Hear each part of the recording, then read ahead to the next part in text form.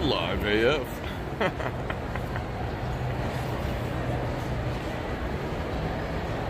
Alright, let me skip some ads. Let me like my own video. If I don't like it, how's anyone else gonna freaking like it? Look at everyone out there. That is awesome. Boom. Bam. Look at that one up there. And one down there. That only took an hour to set up. Whoa. Is anyone seasick yet? Alright. Let's get this coffee on the way. Alright, you know what I did? I asked them to heat up, because they're so cool to me anyway. I'm like, you know, I'm going to ask them to step out of their comfort zone. I had them heat the milk a little bit. So that is freaking awesome. So this thing isn't going to get instantly cold. And I'm over here, where are we? True Kitchen, True Bar.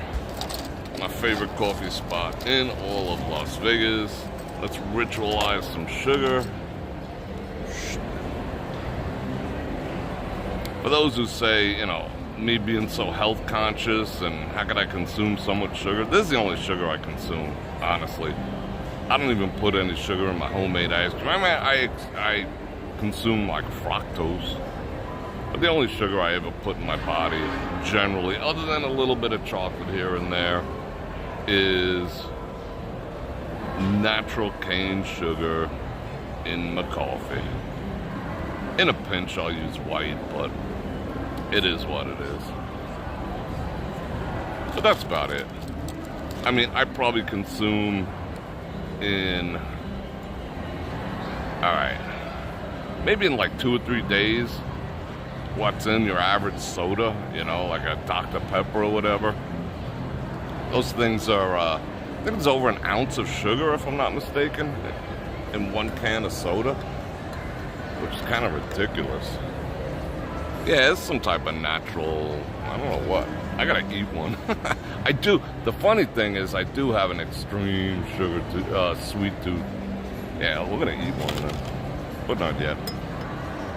Let's do a little more ritualization. Oh, the coffee looks a little, why isn't this dissolving? Is this coffee already lukewarm? Let me see. Nah, it's pretty good. It's pretty good. But the milk is warm. Borderline hot. Ah, yes.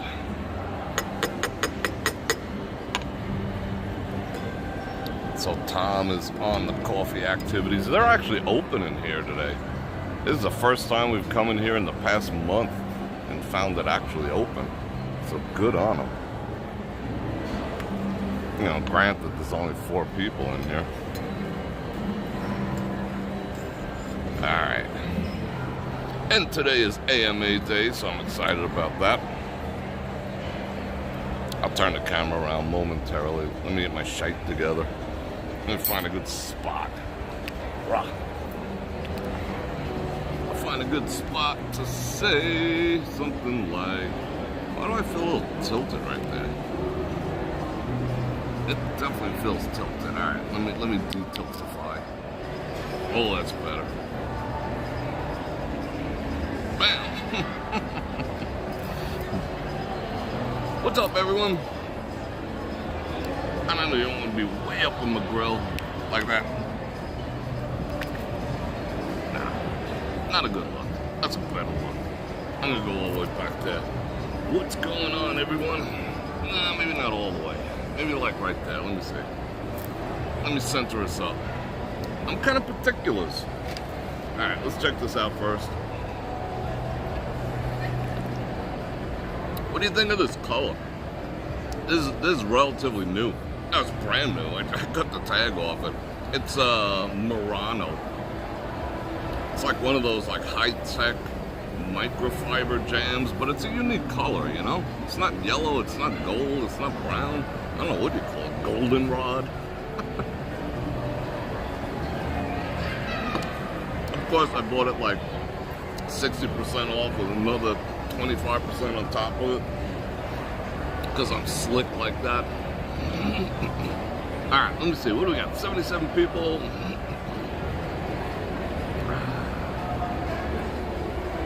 My blue eyes. Who's stalking me? I got a stalker. Uh-oh. Bror Fredrik, have you seen? No. I've not seen what they did down by the Venetian. We're gonna go check that out tomorrow. You like that color? All right, cool. I like it. We'll go check that out tomorrow. It's probably almost gonna be complete. So they cut down the barber poles, they drained the water, and they threw up some bleachers. Like, I don't know if that was a last minute decision or what. All right, let me say hello to some people. Janice Maria, Val Marie, who used to love sluts. Venus, Mr. Lucky, Mary, and 90, Marie Bella. All right, Tom Mack. Let's get everyone on board. Carol, I'll wait a couple minutes. We'll kill a little time. Angie, Lauren, Captain Dave, Vicky. I think I'm getting everyone. Tom Lars, what's happening, brother?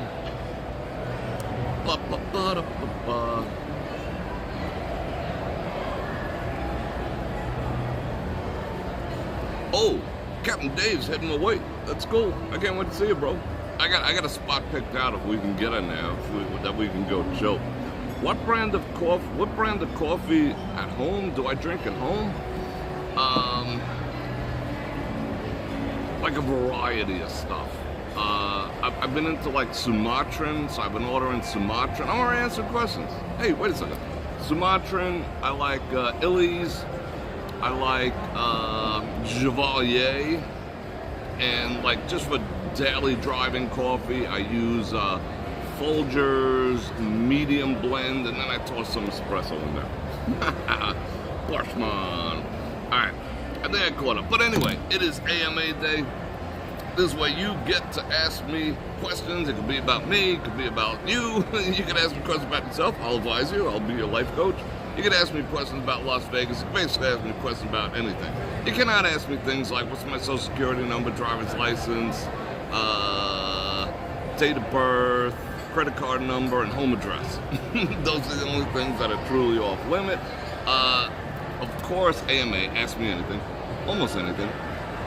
Let's see, super chatted questions get priority, and I will certainly answer every single one of them. The other questions that come in, otherwise I'm gonna kind of pick through them and see, you know, what would make good content for that you guys might want to hear. I don't know if I can get to them all. Depends on how many people, how many questions, yada yada yada, all that type of good stuff. But first, I'm gonna invite you to like, share, subscribe, and hit that bell button to get notified when I do this again, which is at least 5 times a week. And if you want to support the channel, you know how to do it. Super chat is absolutely freaking awesome. Super thanks after the fact. You can click on any of the links in the description below. I got a bunch of stuff coming in for you believe Christmas is gonna be in like, well, for me it started. I'm already decorating. But actual Christmas Day, I think, is in 52 days. Whoa, that is unbelievable. But I got a bunch of Black Friday stuff coming up. I got a lot of people want, you know, it's the time of year, so people are reaching out to me. They're like, hey, Bror Fredrik, can we cut you some deals to talk about our stuff? And I'm like, yeah, if it doesn't suck, I might. And some people are gonna send me some stuff that doesn't suck, and some stuff that does, and we'll make fun of it. What else? Olight's got launching a bunch of new products, and they're going to be doing like a 40% off sale, and they want me to introduce it within like the next week or so. So we'll be doing all that type of stuff. Yeah, Mary, I miss you guys every time I don't live stream, to be perfectly honest. You're driving into Vegas on Monday, says it'll be busy due to the car convention. It's wrapping up. Today's the last day. They're out on the strip. You can actually hear them now. It's actually the last day today. They will be wrapping up by tomorrow. So, I don't think it'll be that bad. However, traffic in general is just horrendous. Captain Dave says, how much time do I need to leave? How much time do you need to allow for Ubering from Palm's Place to the Flamingos for your seminar? at least a half an hour. At least a half an hour. I mean, it's only, well, now, wait, hold on. I'm going to say half hour to 45 minutes. Better to show up early than to show up late. That's my feeling. The actual drive might only be like 15, 20 minutes, but that drive, unless they go around, you know, some other way, going straight down Flamingo where Palm's place is, and going straight to the Flamingos, all they got to do is hang a left and go in. That could be like 20 minutes right there. So yeah, you might want to give time. Plus, there's they're on premium right now because they're having a hard time bringing them up here. I mean, it might actually, I mean, I hate to say it, but it might actually be easier to hop in a cab, even though they're going to be on premium too. But give yourself at least 45 minutes. One of my favorite bands from the 80s. That's a good question. I like the Cars. I definitely like the Cars. I like Flock of Seagulls. I like yeah, I like that Flock of Seagulls type thing, you know, and Soft Cell, like that, and Guns N' Roses, and yeah, like that. That's kind of my jams. Yeah. Oh, and Maria asked early, I gotta drink this coffee. I'm more fun. I'm more fun when I got some coffee. The Cars are awesome. David Bowie, you know, things like that. Thank you. I think it's a pretty shirt too. Flock of Seagulls is great. Soft Cell is awesome too. If you like Flock of Seagulls, you should look up Soft Cell. You know, Tainted Love, Tainted Love, Tainted, you know, Tainted. That's like the least of their songs. The rest of them are better. Well, 2 or 3 of them. Anyway, Maria said, would I let I looked at the channel too. Don't Sweat It. That's like a new channel. They got like 10,000 subscribers and they're interviewing people, but not the premise of whether they would interview me or in general, would I allow myself to be interviewed? I'd have to say no. No. Not that I have any problem with that. I mean, I'm not even talking about them in particular or whatever, but I just don't like things that, you know, having the experience over the summer of the hit pieces that were done because I spoke my mind and the truth. I don't think I'd let anyone interview me. I'd interview them, you know, that's more me. But I don't want to be interviewed by anyone because anything, I don't know if I'm that much fun to interview. And I'd probably like be too honest, you know, stuff like that. And, you know, they're taken out of context and turned into a freaking hit piece. I don't need that shit in my life. So, no, don't bother anyone asking to interview me. Yeah, the weather was beautiful. It was supposed to be 80 today, Ron, and it never went over 75 where I'm at. So that was amazing. All right, let's see what other questions we got. How much? I think I answered that question. What do you got, 100 people? Yeah, I mean, basically, you guys are interviewing me. I don't need some total strangers to interview me. So, bro, because I'm not like, you know, my shtick's different. You know, I watched like a minute and a half of Ruby's thing that she's making $500,000, which I don't know how she's making $500,000, but if she is, good for her. But then I got bored. I mean, you know, you know me. I gotta have fun. I gotta talk shit. So, it is. Loverboy is awesome. Yeah, I like to be in control. I'll interview them. I mean, you know, whatever. John Lewis, a truck and Flock of Seagulls. Yeah, that's good stuff. Yeah, you're coming for absolutely perfect weather. Let me drink some coffee. Let me drink some coffee while you guys come up with questions, because I don't see any questions going on here. So I'll just chill. I'll just chill, have coffee. How you doing? What is today? Today is... What's today? Today's Friday. Did you guys enjoy that drive-in chat? I had a lot of fun doing that. And for the first time, I didn't even realize it.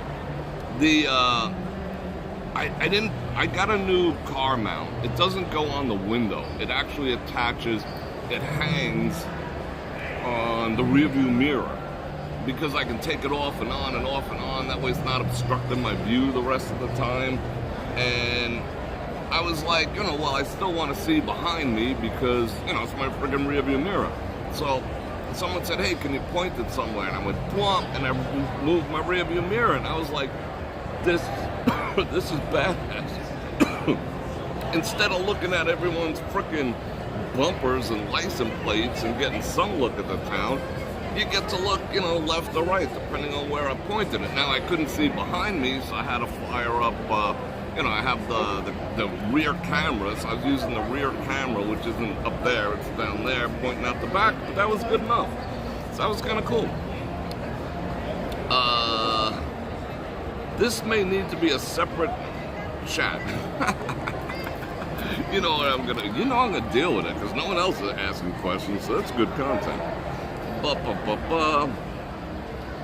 Oh. Venus was first. Thank you for the 5 banana round. Nope. Alright, I will get back to, Janice was indeed first. So, Janice asked, this may need a separate chat, which is true, that's totally separate content. Can men and women be friends? No. Next question. Should I expound upon that? She wants to be friends. How you doing? We can't be friends, I'm sorry. Maybe we could. No, alright. On a more serious thing, can men and women be friends? Why can't men and women be friends? Because it's the way we're biologically,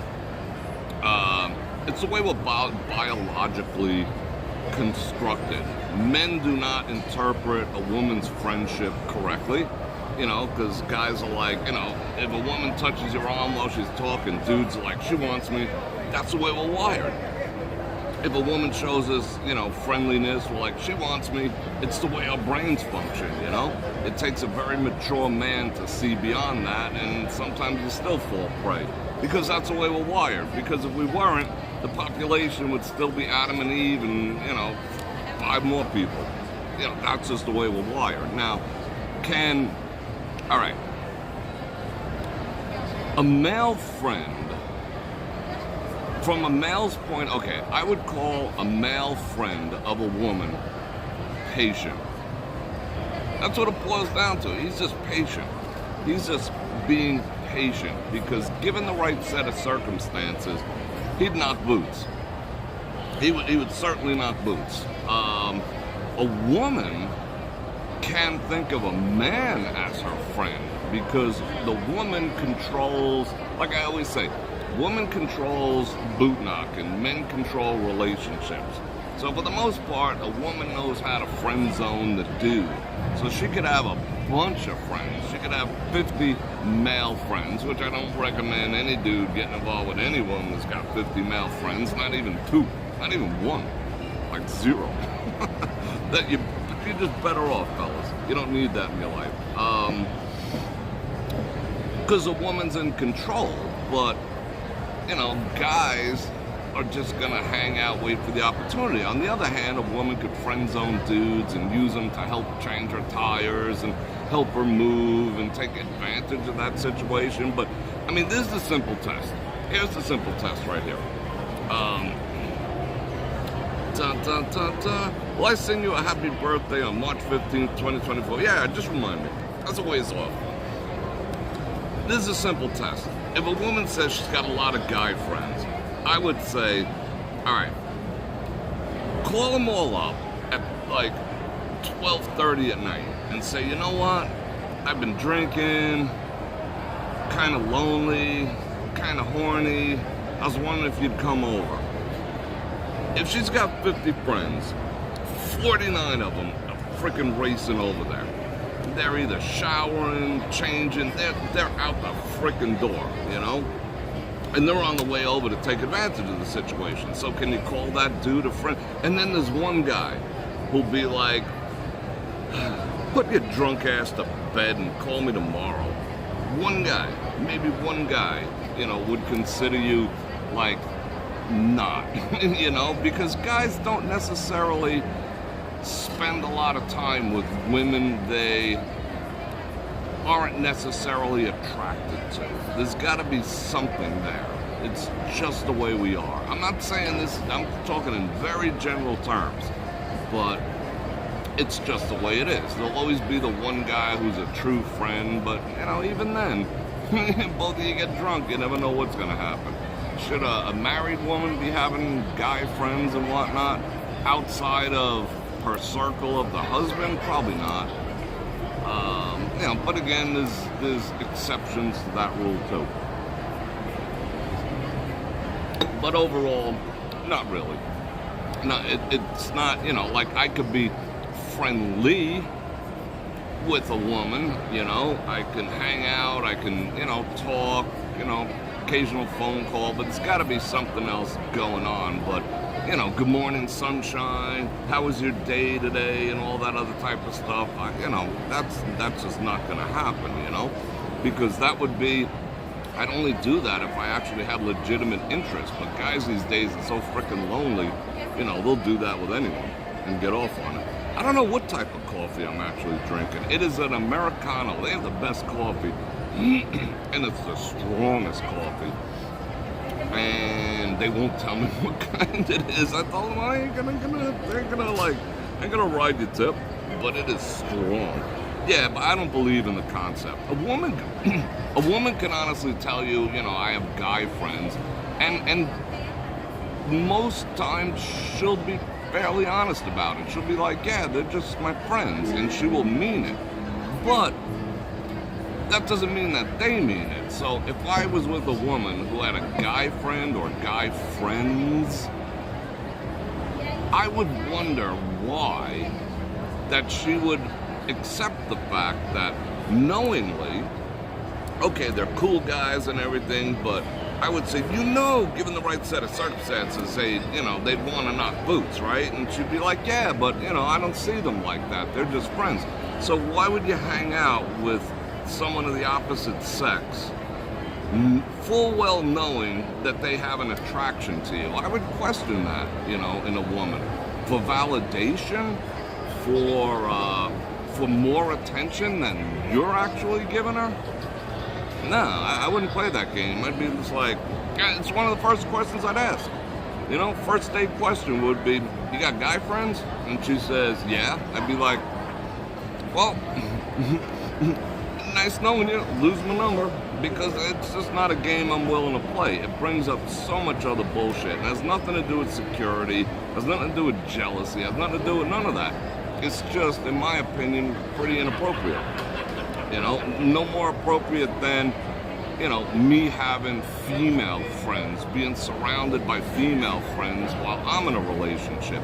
I wouldn't do it because I always believe it's a man's prerogative, not a man's prerogative, it's a man's responsibility to make the woman that he's with feel secure.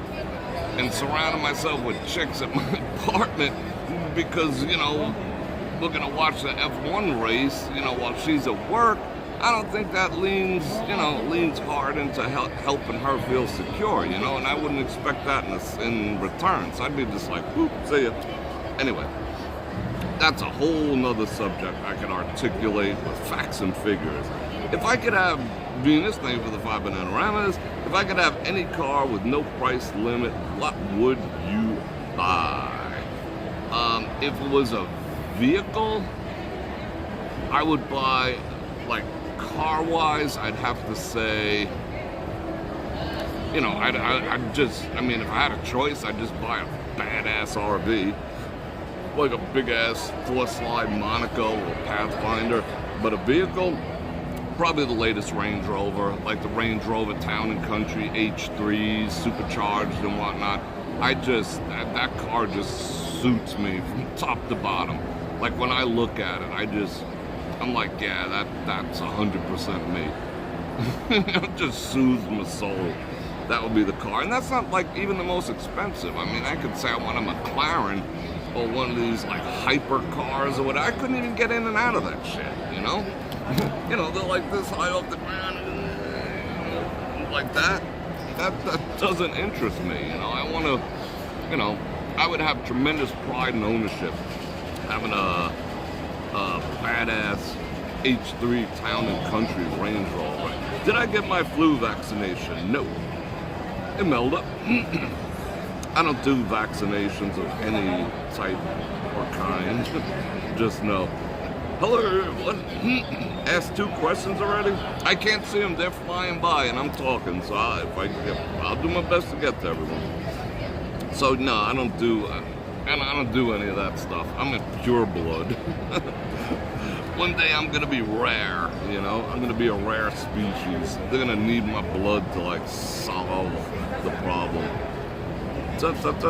Ron says, I have 3 close female friends that are women I met at Star Trek conventions, and they live far away. I see them, and that's it. Now, alright, let me ask you this, Ron.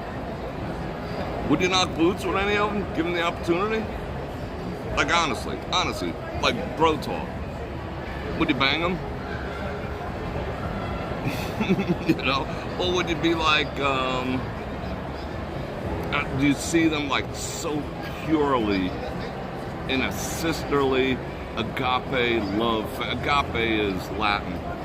Well, it's actually ancient Aramaic because I studied shit. Agape, which would be like brotherly love. Do you have that,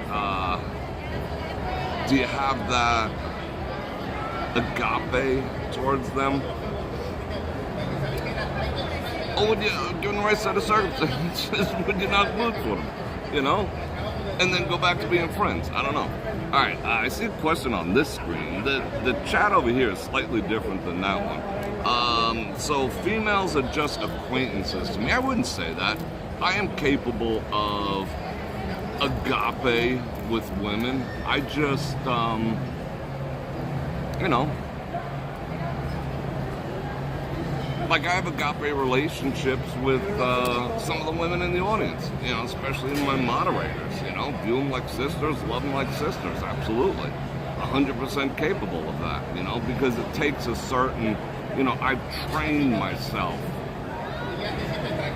to not be that way, to not be, you know, typical, to not let my, my genetic programming as a male to dominate how I think. I mean, I spent, like you guys know, I spent years doing like boudoir photography and being surrounded by, you know, mostly women and whatnot, and I had to say to myself, yo, Bror Fredrik, this is business, you know? So I just like, when I'm in business mode, I'm just like, how are you? Well, you know, I can go there if I have to, but that takes, you know, that takes, one, realizing who you are, you know, realizing, you know, stuff like that, and not being an asshole, and being mature about it. How many, I'm sure I'm not the only dude, I'm sure other dudes are fully capable of viewing women in an agape fashion, but, you know, we all know what looks good, you know, so if you can surround yourself with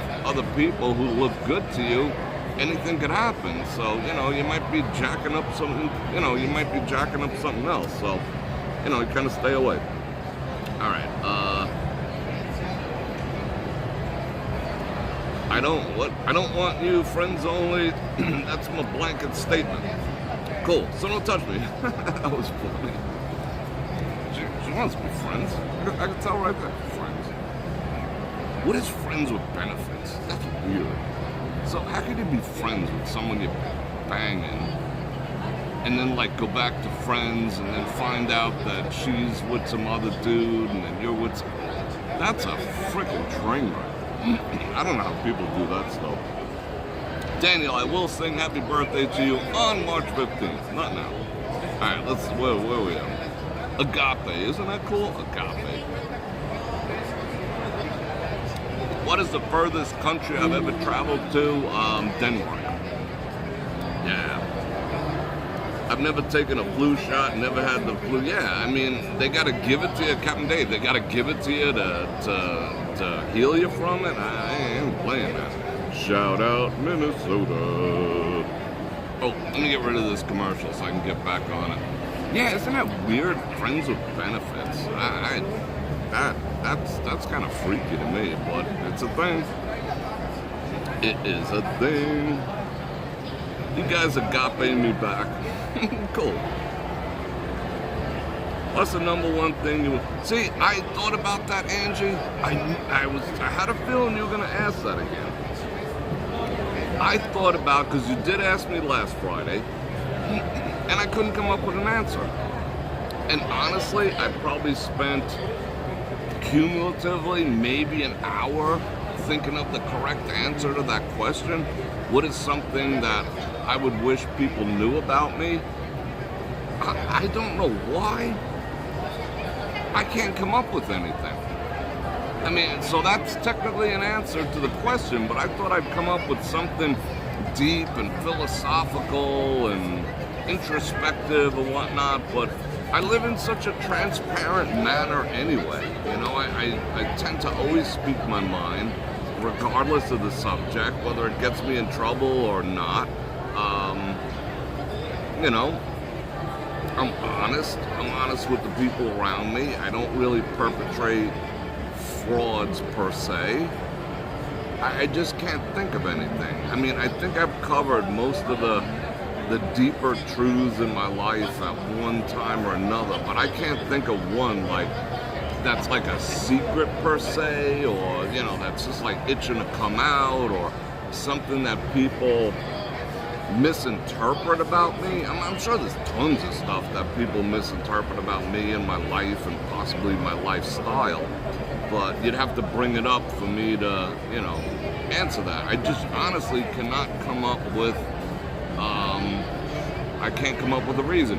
Men cannot be friends with women unless he doesn't find her attractive. Pretty much. Like what? Let's go back to Steve H. Steve H, he gets 100% facts right now. Men cannot be friends with women unless he doesn't find her attractive. Ladies, that unfortunately is the truth, because if he finds her even remotely attractive, she's not really a friend, he's just waiting. He's just being very patient until you're the shoulder to... What's the expression? The shoulder to cry on becomes the you-know-what to ride on. You know what I'm saying? Not to be that vulgar, but that is actually true. A lot of guys out there use that as game. I had a friend that I knew that used to game that. He used to just befriend every freaking woman out there, and just hoping that he would be able to turn the shoulder to cry on into the you-know-what to ride on, you know? And he did. He was successful at that because, you know, oh, she's at a moment of weakness, yada, yada, yada. You treat me so much better than him, blah, blah, blah. Yeah, but for the most part, yeah, I mean, that would be, unfortunately, a premise of, I mean, it's not saying a woman should not think to herself, oh, you mean all my guy friends think I'm ugly? That's why they hang out with me? No, it's not like that, because there are mature individuals, such as myself, who are able to agape, you know, instead of, the opposite of agape is eros. Eros is romantic love. It is lust. It is, you know, it's that. So, you know, and sometimes that develops too. Sometimes it develops by spending a lot of time together. That's why if you got someone at home who's talking about their freaking work husband or work wife, put a stop to that shit. Because two people who spending enough time together, you never know what could happen. I don't trust aside, all that shit aside, it does not matter. My mom and I went to a church named Agape. Yeah, Agape, absolutely. The polyamorous relationships are a weird dive. Yeah, I don't necessarily have a problem with that. It just depends what it depends what it is. That's a whole nother conversation. Like, biblically, there's nothing biblically spoken about polyamorous, or, you know, like what we would consider, you know, like what takes place in Utah and whatnot. There's nothing there. The only thing it says is that if you plan on leading my people, this is like the only edict in the Bible about multiple wives. It says, if you plan on leading my people, you can only be the husband of one wife. Because even God knows that women are gonna just F with your head. So if you got 5 of them, there's no way you're gonna be clear-headed enough to listen to him to be able to lead his people. That's the only thing. Other than that, the apostles all had multiple wives. Men throughout the history of time all had multiple wives. You know, the thing about, you know, one per customer only happened in the past, what, 100 years, 75 years? Other than that, you know, it just is what it is. Now, today, it's weird. Like, you know, you get these people with the P-nouns, and they don't, 3 of them get together, and they roll dice for what their P-noun's gonna be that night, and they all, it's like a big game of frickin', what was it, musical chairs? You know, like a musical chair relationship? Yeah, that's some weird shit. Ain't gonna lie. But traditionally, like, you know, dude having like 5 wives, I mean, whatever. You can afford them all and they get along, who cares? I ain't gonna judge. Alright, oh, I've seen some chat activities. Scrambled or over easy? Okay. Thank you for those 5 Bananagramas. Joe Q. Over easy, only scrambled if I'm putting something in it. You know, like if I'm making an omelet or something like that, or I just want to, like, gonna put some cheese in there or something. Over easy is my go-to. Sometimes I make egg in a hole, where I take gluten-free bread and you take the cup and you punch a hole in the bread and you pull it out, and then you crack the egg in the hole, and it's the best. The best. Let's see, I saw another question go by. I think it was Mary. Let me see. I don't know if that was super chatted or not. Let me see. No, but I will get to Tom in a second. What's something that is always in my refrigerator? All the time. Pepperoni. Pepperoni, yeah. You will always see pepperoni in my refrigerator. You'll always find milk in my refrigerator. You'll always find butter in my refrigerator. And you'll always find yogurt in my refrigerator. Because yogurt, you know, my lifestyle is such that sometimes I can't eat and whatever, or sometimes I forget to eat, or sometimes I'm running back and forth. Yogurt is like, besides being healthy, and I eat good yogurt, not like freaking tons of sugar crap yogurt. It's just fast calories. It's just fast calories. I'm good, thank you, man. Yeah, so I would say those 3 things would be a given. Like everything else could go. And of course, you know, a couple pickles and olives in the back. And the other thing that you will, along the same vein, you will always see, not in the refrigerator, because I don't refrigerate it, is peanut butter. I ripped through a 32-ounce natural peanut butter every 4 days, because that is super calorie dense, and, you know, that's, you know, it's kind of my thing. So yeah, those things you'd always find. Now Tom says, do you think America's glass is ooh. I think we're running on empty. Do I think America's glass is half empty or half full right now? I am not optimistic. I hate to say it. I am not optimistic for the future of our great land. You know, I think we might be watching Rome burn right now, because so much is out of alignment with what should be. What's right is wrong, what's up is down. You know, bad behaviors being rewarded. good behaviors being canceled. I mean, we're just at a place of almost degeneracy in our moral fiber in this country. Financially, I think we're screwed. I mean, just to service the debt that we have, I don't know how we could ever do it. We cannot service the debt that we have in this country. So the only way out means forfeiting our land. You know, we don't have enough exports. We were energy independent in the previous administration, so we were doing good. We had energy reserves. We were selling it, making money. Then this administration said, no, we need to be dependent on other countries again. That way we can be in debt. And now he's talking about being energy independent by 2030 when we already were. You canceled the fight. It's just a train wreck. There's no way we can service 33 trillion in debt. No, you know, grocery, I don't care what they say about inflation being 9%. Yeah, when you strip out food, when you strip out food, housing, and energy, yeah, maybe it is 9%. But we all know our shit doubled or more. So that's 100%. So I think we're screwed. I think we're screwed unless the people step in. But people are so freaking weak-minded that they'd rather pay $10 for gas and $2,000 for a studio apartment than listen to a mean tweet, you know, which they didn't have to read. They forced themselves to read.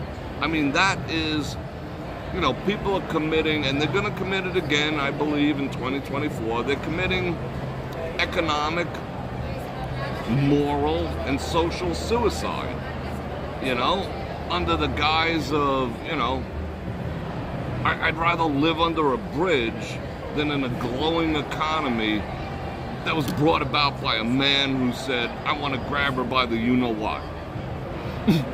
That's dumb. That's just dumb, because you know what? Your dad said the same thing, so shut up. Your dad said the same thing. But I digress. Straight facts. Yeah. The blue Kool-Aid, yeah, and the blue hair and all the rest of that shit. Dill pickles are awesome. Once in a while, I like a little garlic.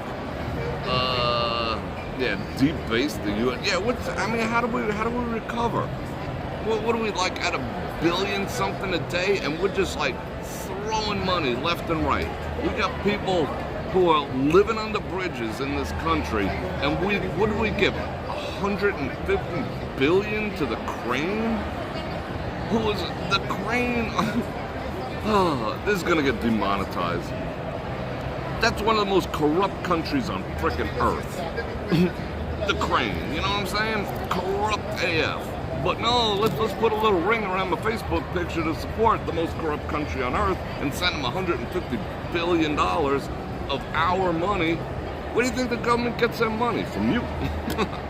But we don't have any mean tweets. Emotional, spiritual, financial, and moral suicide is what's taken place. And now that you have the most corrupt, immoral, degenerate people running our education system, teaching the kids, and you're just sitting back, you're on the rat race, you're on the frickin', you know, you're in the rat race. You know, you can't even pay attention to what your kids are doing, and they're talking your kid into snipping their junk off, you know? Can we fix this? How do we fix this? How do we frickin' fix this? I don't know. BCDC.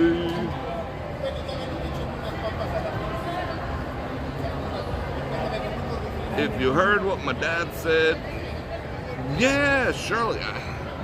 You know, it's just guys, you know, guys say shit, you know? And there's some woman that'd be like, damn, I wish he'd grab me by the you-know-what, you know? But oh my God, I don't want $2 gas, I want $9 gas, as long as I don't have to hear, oh my God. And Bill Clinton was doing stuff with cigars, you know, to interns. And he was a rock star. Because boxers are briefs. Everyone loved him, right? People are messed up. People are messed up. You women really have to think about who you're gonna vote, because there's more of you than there's us. You women really have to sit back and go like, let's see.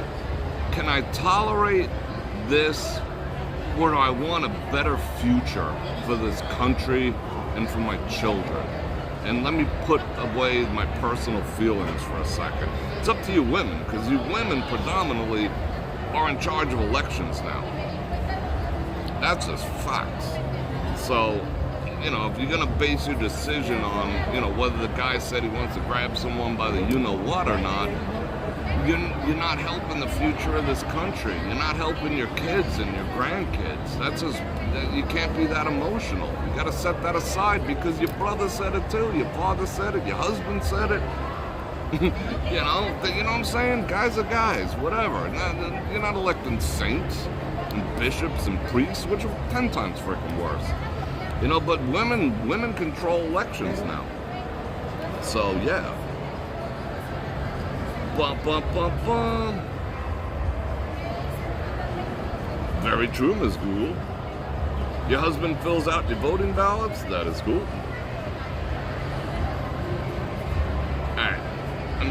Let me see if I missed anything. Like even this is gonna be an unpopular, you know, I think I said during the drive-in chat, what was that, on Wednesday? What did I say? I said something about, you know, spirituality. I mentioned, you can't even say it. We don't have freedom of you-know-what anymore. I mentioned the word capital G-O-D. They demonetized that video. Did I say anything that was even remotely inappropriate during that drive-in chat? I talked about replicators. I talked about F1. I mentioned capital G-O-D, and they demonetized that video. Frickin' yikes, you know? So, this one's gonna go too. But I believe, in all honesty, that we're in a situation of good versus evil. That's where we're at right now, not only in this country, but worldwide. We are in a spiritual battle of good versus evil. Whether you believe it or not, look around. What is it, evolution? Nope, you cannot talk about capital G-O-D. If you say it, they probably know that right now. It doesn't go with the narrative, you know? No, that was a super fun one. I mean, but you know, they don't take the super chats, thankfully. So you know, it was like $30 or whatever. Which, thank you very much. Put that right in my gas tank. But you know, all the advertising is gone. They didn't even release it for people to watch it. Like, remember, their punishment is 9 o'clock they don't release it until 9 o'clock the next morning. Like, exactly. Tick, tick, tick, tick, tick, bang. 9 o'clock and 1 second, they make it live. It's got like 300 views now instead of the normal like 1,500 to 2,000. So,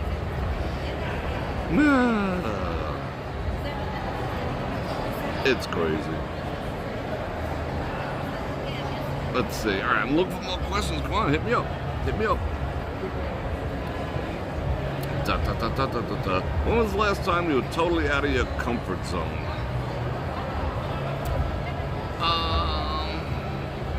Oh, Salt Lake Snow Bunny. Remind me of that one in a second. I will, how you doing, Carolyn? And we can be friends. We are friends.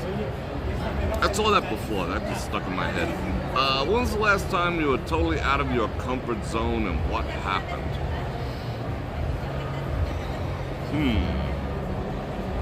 I have to think about this momentarily. You put some thought into those questions. I like that. let's think about it a second. Totally outside of my comfort zone.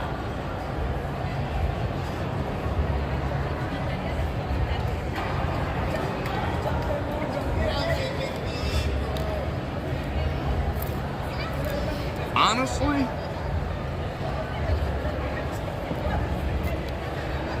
outside of my comfort, I cannot. I'm not gonna even.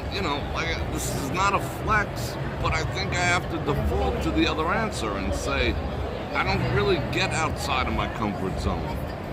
That goes back to I'm trying to get rid of this commercial. Whole body meal. What the hell is that?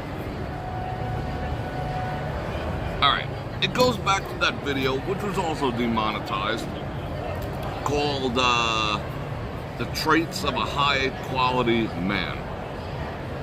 And I told you that one of the traits of a high value or high quality man would be to be well versed in a lot.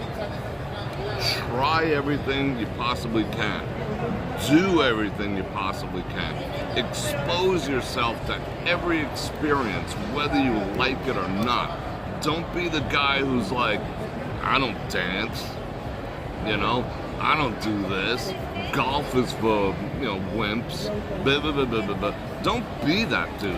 That's how you get out of your comfort zone. I mean, that's how you stay in a comfort zone. Unless you're trying new stuff on the regular. And you could hold a conversation. Like, I could walk up to these group of people right here, sit down with them, and blend right the F in. I don't care what they're talking about. Unless they're talking about, like, mumble rap. Which I doubt they are. If they're talking about stocks, I know about stocks. If they're talking about, F1 racing, I can talk about that. They're talking about golf, I can hang with that. They're talking about politics, I can hang with that. They talk about clothes, I can hang with that. They're talking about face care, I can hang with that. They're talking about what color looks best, I can hang with that. I can hang with anyone, anytime, anywhere, because I've taken up every opportunity to have an experience that I possibly can in my life. I've never shied away from an experience, I just haven't. I can hang out with, I can hang out in dive bars and I can hang out in high-limit lounges, and fit in regardless because I've exposed myself to so much. I'm not saying I did so much. Like, I know, I know about boating. I've never owned a boat, Well, I have. I've owned 2 bass boats. But other than that, I could talk boating. I could talk, nautical twilights. I know how knots convert into miles per hour. I know how 2-stroke engines work on an outboard because I just endeavor to learn shit. So I don't have to master it, but nobody's gonna be like, this freaking asshole doesn't know the damn thing. He don't fit in with us.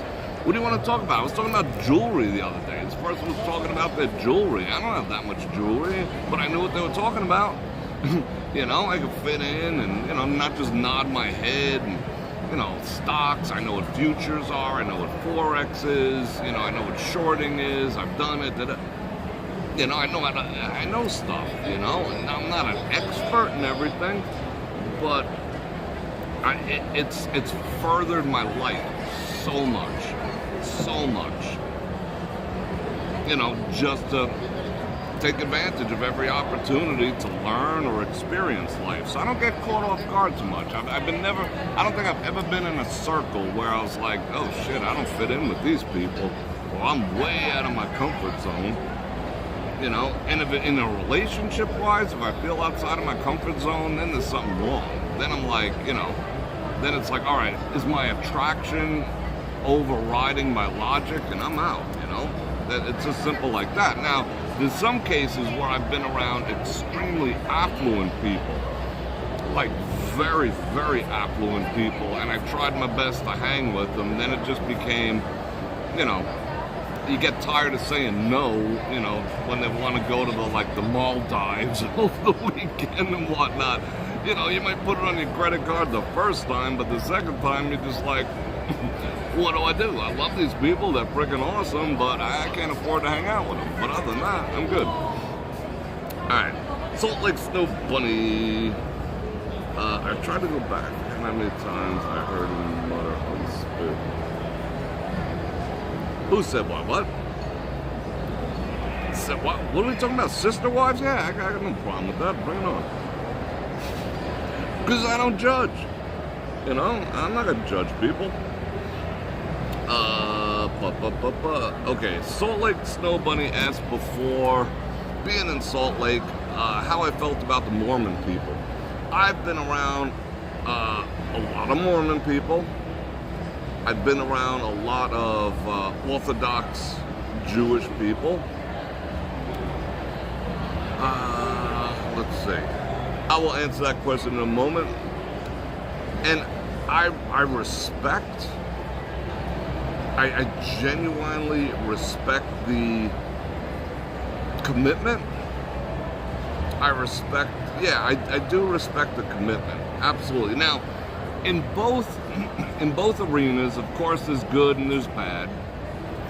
The media would have you think that the whole concept of Mormonism is, you know, wicked, and you know what I'm saying. You know, we've all seen the documentaries about how some of those people live and whatnot, but it's a small sector of people, not as a whole. I love the modesty of the women. I think that's absolutely freaking amazing. I mean, I wouldn't expect my woman to dress up with a bonnet, you know, from head to toe, but I love the fact that, you know, they're being modest. That, awesome. But at the same time, I've also been to Salt Lake, and I've been to the malls, and I've watched them change from the bonnet and the dressing from head to toes and the shoes and the whole bit into Hoochie Mama, $5 rainbow dresses and go inside. I've witnessed that.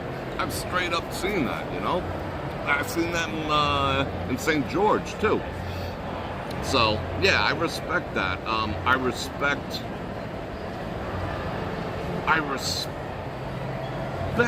a lot of their financial print. You know why Mormon people are so rich? Well, I wouldn't say so rich, but you know why they're prosperous? It's because they'll take money from anyone. Like, their business will be open to the world outside of the Mormon community. But when it's time to spend it, they only spend it within the Mormon community. And that's the same way they operated in the Orthodox Jewish community, which I was deeply embedded with in my photography business. And I used to do the same thing, take money from anyone, but when it came time to, you know, I'd spend it within that community that was also supporting me. So we all kind of, even though I'm not an Orthodox Jew nor Jewish myself, you know, it's just a principle. You know, if you want to get wealthy as a community, take money from everyone else, but spend it within your own community. With not a community, you know, but within your clique, you know? That's how you stay good. But a lot of people are not emotionally nor financially mature enough to do business with friends. And that is bad. That is bad. You know, that's what I like about, you know, my crew, because we don't think twice. You know, money, yeah, it's an issue, but we all have the same goals, and we're not like, we can separate business from other shit. Like, you know, someone could say to me, hey, Bror Fredrik, you were a complete asshole about this last night. And yeah, okay, you know, yeah, it was, you know, I'm sorry, whatever, I'll keep on top of that. And I could say the same to, you know, other people in my crew, and then 5 minutes later they'll be like, so, did you read that report on whatever, and blah, blah, blah, what do you think we should do about this, move forward with the business? Like, there's a distinct separation there, you know, and I appreciate that, and I love that, but you have to be very mature as an individual, you know, and you got to pick your individuals pretty closely. Now, the weird-ass stuff, you know, where, you know, I've seen those things, the documentaries where the one dude marries like 800 women, and they with the kids and the all this other type of shit. Yeah, that's a little freaking weird. But I don't necessarily have a problem if you could handle having multiple wives and they're handling each other, go for it. More power to you. You know, most men have a problem handling one or zero. If you could have 5, nah, I don't got a problem with that. I ain't gonna judge it. You know? Dun, dun, dun, dun. Let's see what else. What else are we talking about? Ta-da-ta-da-ta. Magic underwear. Who's got magic underwear? I got magic underwear. Yeah, the Mormons, that's why. I mean, it's just a basic principle that, you know, they keep that money. Yeah, Captain Tate, that's weird. That we're it's weird what's going on, but they want it. Temple garments, is that what they're called? I did not know that. Temple garments. If you wrote a book, what would it be about unless you wrote one already? I would, shoot, I want to write a book. I really do, but I need like a ghostwriter. You know? I really would. I really would. One day I would like to write a book. Not that I'm so interesting or so special or whatnot, but I gotta say, I've lived many lifetimes worth of experiences already. You know, I mean, just from the way I was born, for most of you who don't know, you know, I was born basically handicapped, couldn't walk, basically blind. Look at me now, you know. You know, they fixed me with the primitive technology they had back in the, 70s? So cool. You know, I've been through a lot. I've done a lot. I've lived a lot of life in my time. I ain't ready to go anywhere yet. I don't hear Valhalla calling, but I've experienced a lot. And I've experienced a lot of people. And I think it would more be memoirs. I think I would like to put together my memoirs, but I'm just not one to sit and write and type. So I'd have to find a ghostwriter to do that. But yeah, I think I would do memoirs. You know, sometime the title, I don't know what it would be. Rags to Riches, Back Again, and Halfway Up, or something like that. I mean, I've done everything. That's another thing why I don't feel, going back to that other question, I don't feel out of my element anywhere, because I've been homeless and I've frickin' had giant homes on country clubs, you know? I've had both, you know? And don't have either anymore, but, you know, so, yeah, you know, there's nothing I really haven't experienced. So, yeah, that's kind of fun. I definitely received a miracle from the big guy upstairs. Alright. You're on your way to the grocery store. What can you get me? More pepperoni, please. Magic underwear? What is magic underwear? That's funny. Magic undergarments. Yeah, you know, I almost got to a place where I was considering, like, in the Orthodox community, I was fairly welcomed. You know, I even went so far as to get like Shomer Shabbat on a lot of stuff. You know, you know, I wasn't working after sundown on Fridays, and you know, like that's how embedded I was in the community. I've been embedded in a lot of communities, in the Asian community, in the Orthodox community, and yeah, they were easier to do business with. You know, there's still a little bit of a separation, but the Mormons, I had an opportunity to do some business there, and they were just like, you know, they kind of wanted me to like convert, if that's even possible. You know what I'm saying? In order to do business, but that's why they're, you know, that's why they're staying financially healthy. Bump. Bror, yeah, my Bror. I need more coffee. I don't think it was sufficiently coffee. Alright, keep them questions coming. Alright, last time you met a high-value woman, what happened? I made her moan. I made her moan, bro. I'm thinking for those 2 Bananamas. High-quality women are so freaking rare. And then a high-quality woman could turn into a low-quality woman, you know, pretty fast, too. I think that change can take place quicker than a man can go from being a high-value man to a low-value man. I think the degeneration from high quality to low quality man is faster for a woman. It's slower for a man, and it can be very fast for a woman. Where's my coffee? What time is it? Oh, we're doing good on time. Down to the hog leavings here. Let's see if we can get one of our brutes.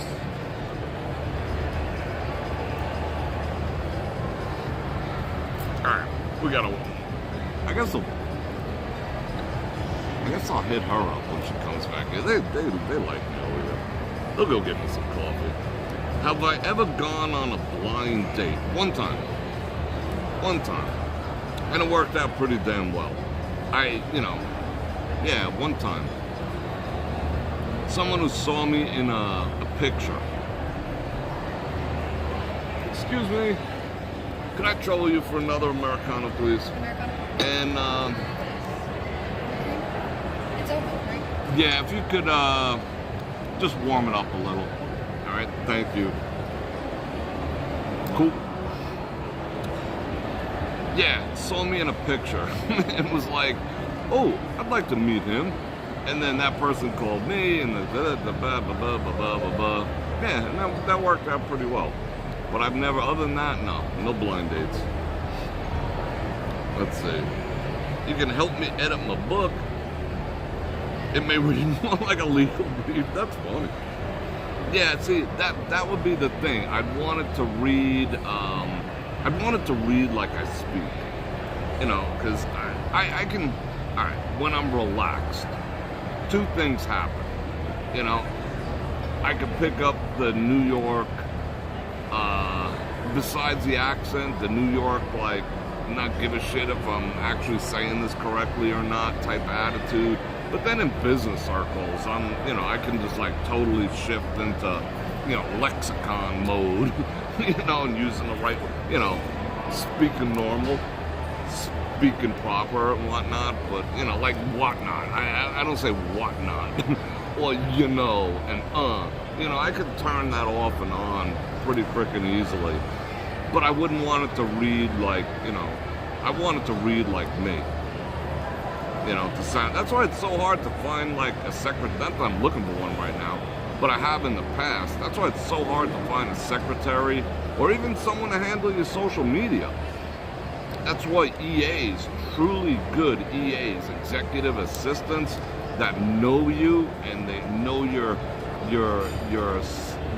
cadence and how you talk and how you email and how you respond and how you would respond are worth their weight in gold. An executive assistant is like, that's an important task, an important part of your life in business, but it's so rare that they could just start thinking like you and acting like you and speaking like you and then being able to turn it off. That's cool. You work with a Mormon guy at the hospital I work at, and he told me all of them. What do you got? You guys talking about, yeah, I'm going to be amped for this. Thank you very much. There's a bucket. I appreciate that. That's hot. Yeah, I'm going to be like lit up like a Christmas tree. But it's Friday night. I don't want a drop of that going to waste. Oh, that is, it's oat milk. Do I look like someone who would drink oat milk? Yeah, F it. Bring on that frickin' oat milk. Bring it on. While you guys cogitate up some new answers, I'm gonna eat some sugar.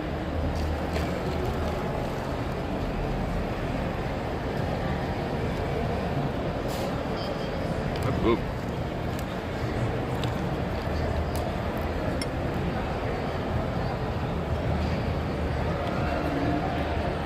Do I have a Christmas tree for the office?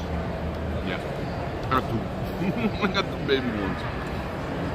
Oh, I'm psyched. I'll have it decorated soon. I gotta find lights. I gotta buy a box of like, 100 or 200 lights to like spring all over the place.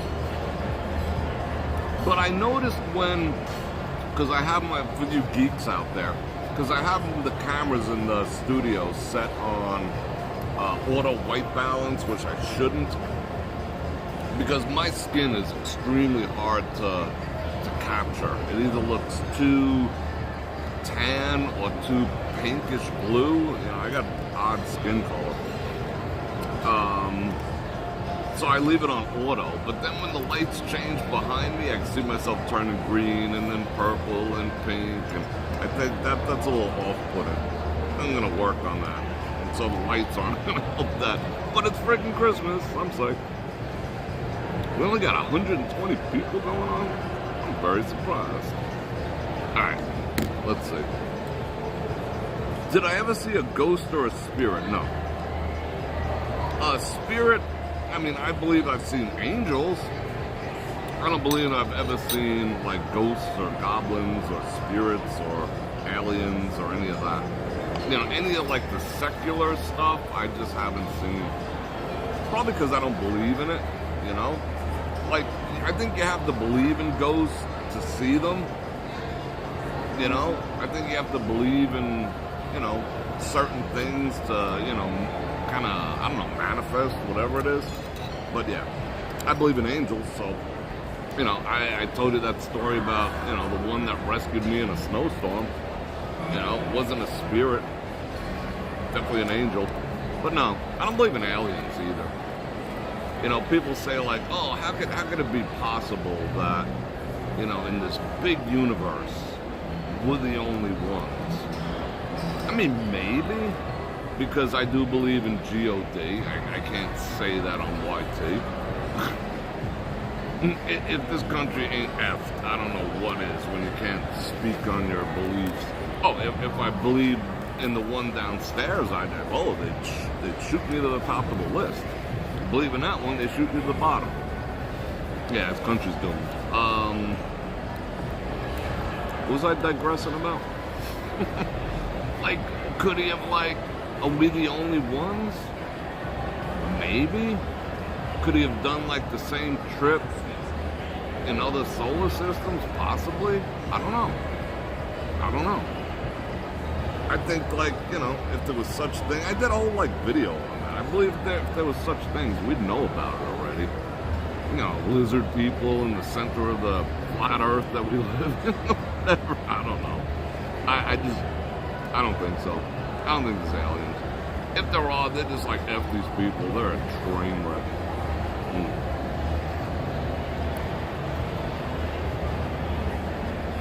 Oat milk.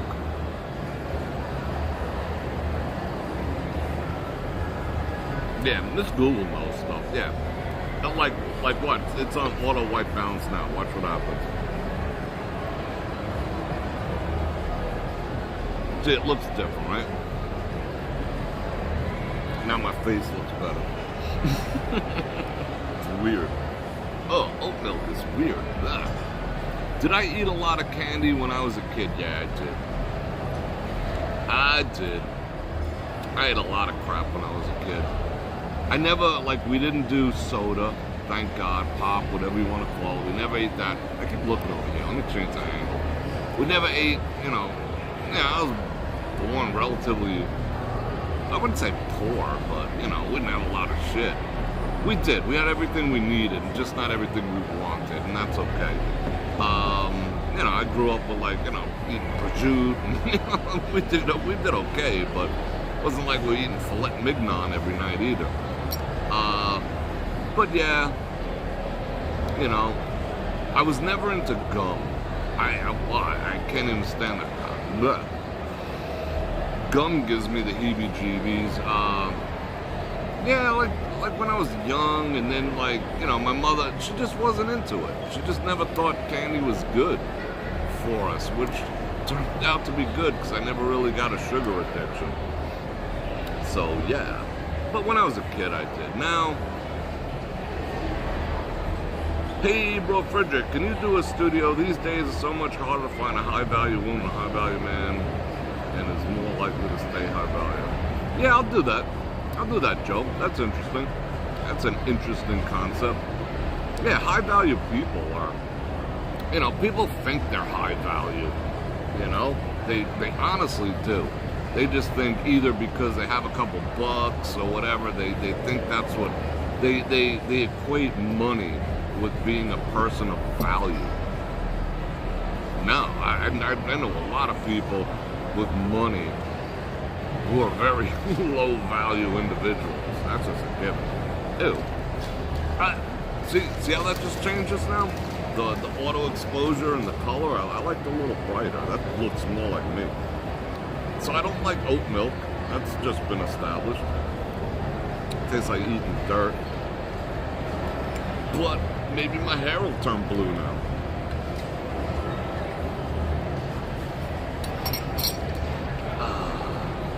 What do you think of women who wear animal prints?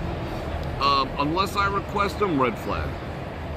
Like, I might be like, you know, put on that leopard deal, maybe. Unless I request it, no, that's a red flag. I got a lot of red flags. Yeah, I would be like, no, red flag. Yeah, that would not work for me. I'd be like, what do you know? I don't like. I wouldn't say don't like. I don't appreciate women who enjoy attention too much or enjoy drawing attention to themselves too much. That means that they crave validation, you know, and that's a hard thing that's an uphill battle, fellas. If you're with a woman who needs that much validation from the outside world, you're not going to fulfill her needs, you know, in many, many categories. So why even bother?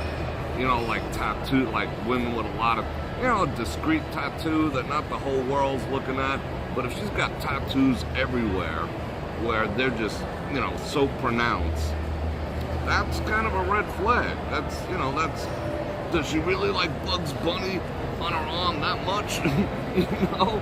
Does she really like petunias that much? Does she really like koi fish that much? No, that's for attention, you know? Oh, I'm just expressing myself. What, a freaking Bugs Bunny tattoo? No, let's not say we did. A rose? You know, no, it's just for the attention. You know, the way I see it. So, yeah, that's a total red flag for me. Something discreet, then I'd have to question what that's all about. Why do you have a tattoo next to your cooter? You know, I don't know. I'm not down with the whole tattoo things. I'm not down with women who, you know, need attention. Unless it's from me. If she wants attention from me, good. I will provide all the attention, all the validation you'll ever need, and then some.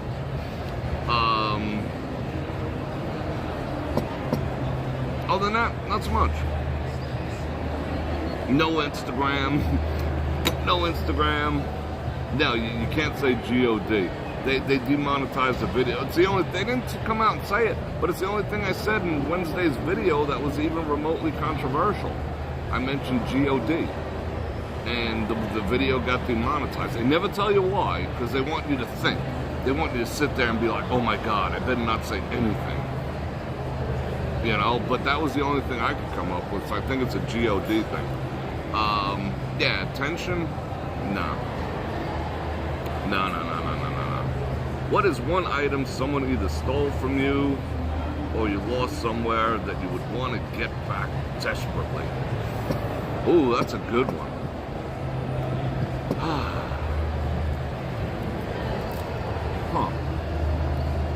That's an interesting one. I'll tell you one. See, I can't think of a specific item. I used to have a little gold ball, I had an ounce of gold, like really with stamp and the whole bit on it, and I lost that. I'd like to have that back, not for the monetary thing, it just looked cool. I'll tell you the one that hurt me the most. My mother would never, ever let me have friends over. When she wasn't home, when I was a kid, she never let me have friends over. She had to be there or we had to go there. She just was not down with it. And I invited, and mind you, I was young. I was a kid, like 5th grade maybe 6th grade. And I invited this girl over. I don't know if I was like attracted to her. I probably was, but I was like, what are you at 6th grade? Like 10, 11 or something like that? I was just kind of figuring out girls at that time. But I invited her, and she was like, oh, can I bring my little brother? And I'm like, yeah, okay, they didn't live too far away in this. We lived in a bad neighborhood. Well, it didn't start out bad, but it turned bad neighborhood. But they came over, we hung out.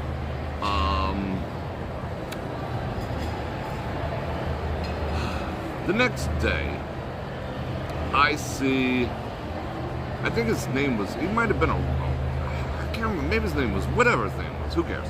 I see him with a new skateboard in school. He was like a grade or two younger. He has a new skateboard.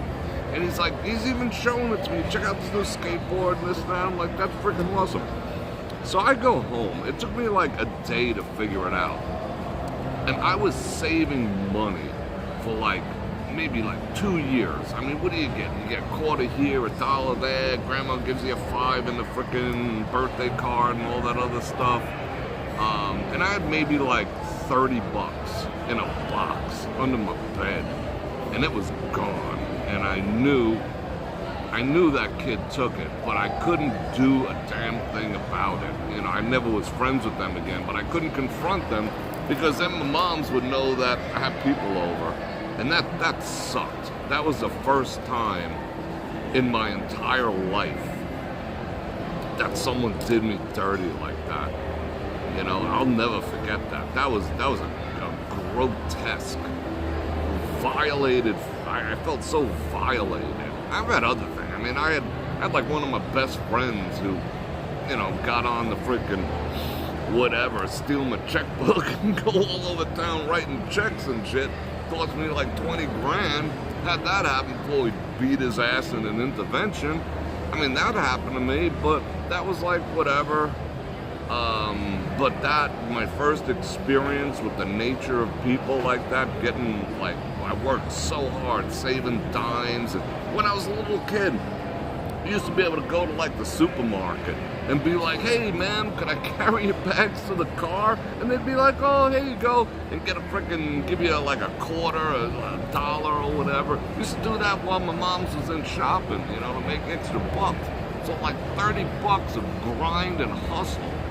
And this kid just felt like he should take it, you know? That sucked. That really sucked. But anyway, I digress.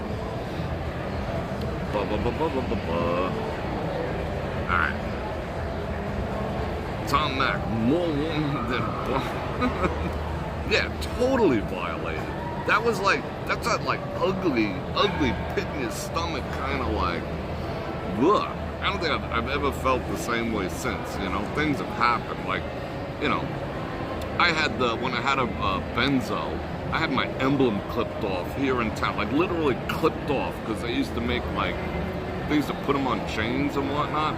They clipped off my emblem 3 times in like 6 months. And I kept replacing it because it used to look dicky without an emblem on the front. But they don't do that anymore for that reason. You know, that's being freaking violated. But not like the first time you were robbed as a kid and being that young.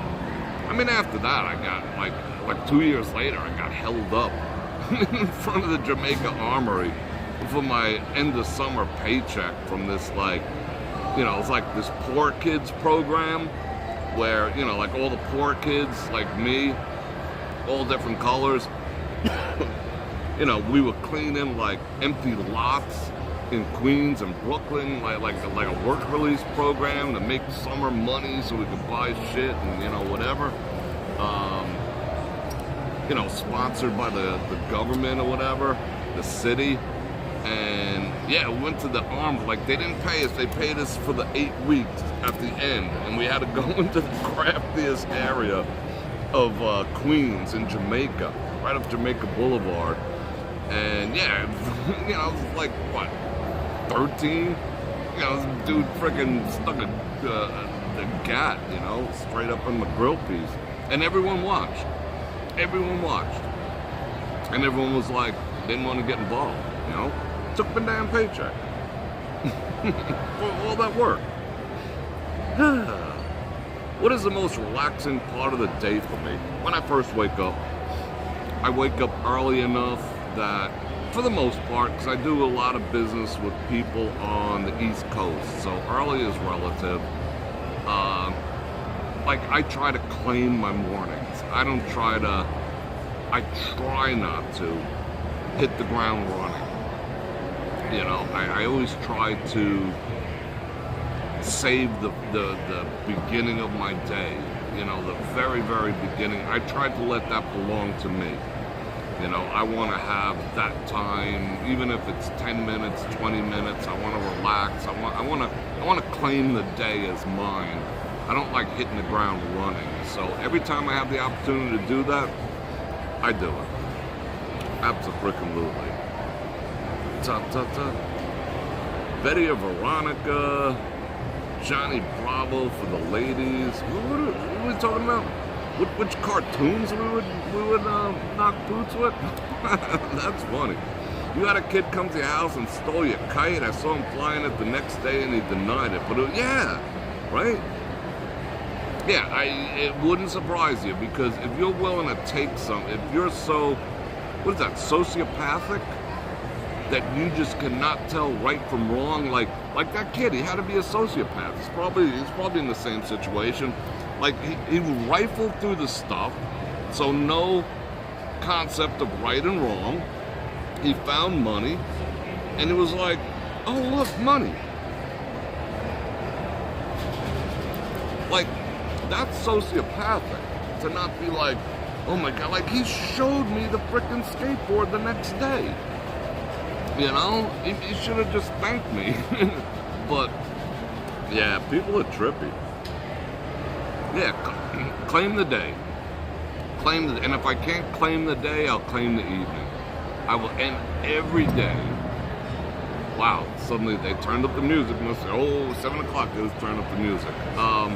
Every day, I review, I replay my entire day at the end of my day. No matter what.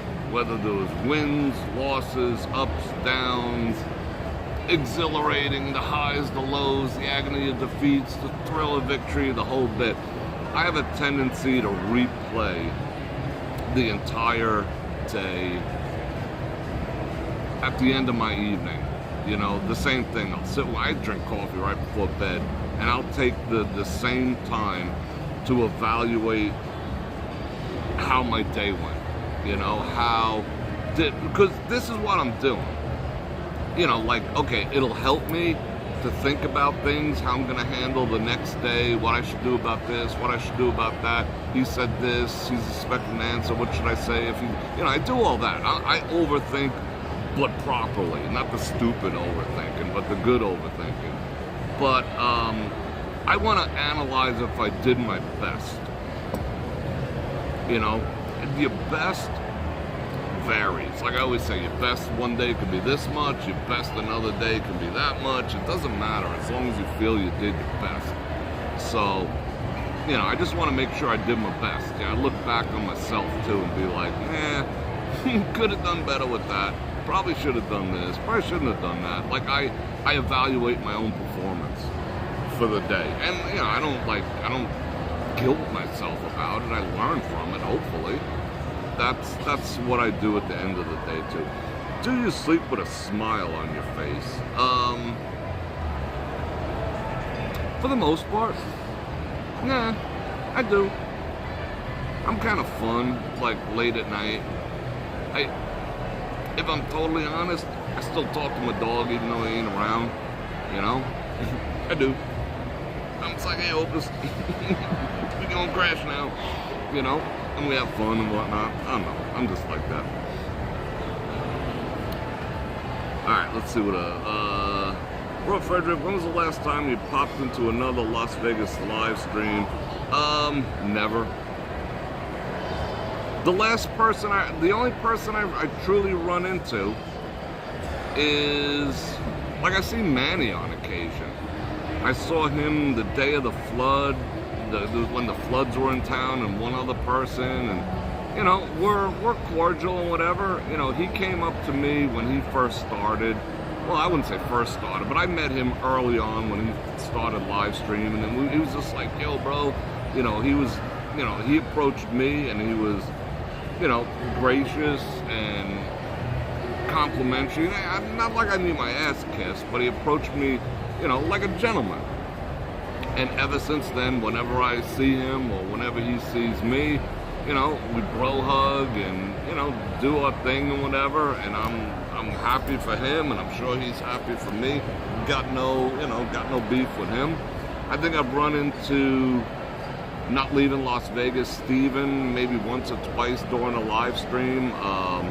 That guy with the weird accent from the other country, or pretending to be, whatever, he crashed one of my live streams once. And yeah, I got, you know, he got issues. But other than that, I really haven't seen it. I've seen a couple other live streamers as I'm streaming and they're streaming. I've literally watched them like cross the street, you know, turn their heads the other way and pretend they didn't see me and whatnot, which is okay with me. I don't care. But, you know, other than that, yeah, I would say Manny I was on the stream, but I've never did any like joint streams or anything like that because, you know, I'm trying to, I mean, as much as I love being in Vegas and like we're going out tomorrow night to go around town because I enjoy it, whatever. I'm not even drinking this oat coffee. I guess I should. She just reminded me. You know, I don't want to be, I've always wanted to be a show from Vegas, not a show about Vegas.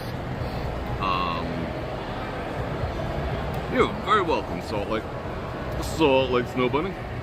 You know, I don't want to be a show about Vegas. I want to be a show from Vegas. There is a difference. A lot of people don't get the nuance of that, but in my mind, I know what I'm doing. Oh yeah, and the other me, you know, when I'm downtown, I've run into him, I think twice. Yeah, I ran into him too. He seems like an awesome dude too. I would definitely hang out with him also. You know, so I don't know if our vibes would jive and whatever, you know, with the other ones. And a lot of them did they jumped on the, you know, the hit piece bandwagon over the summer, you know, with that whole nonsense. So I ain't got to talk to them people. They can all kiss my ass, anyone who got on board with that. In Macy's window. You know, that was just dumb. But, you know, that is what it is. I don't even know who they are, but if they're out there, F you. But I still love you. But F you. But I still love you. Yeah, Cash and Crash I saw. I think he was trying to like flex on me last time I saw him. The first time he approached me all like, hey, how you doing? And that one time I seen him, he was like, you know, was trying to be like, I don't know. I got a weird vibe about that whole thing. So, yeah, not interested in hanging out with him. You know, he was like trying to show me that he was the shit or something. Whatever. Bro, what is your favorite cartoon growing up? Speed Racer was cool.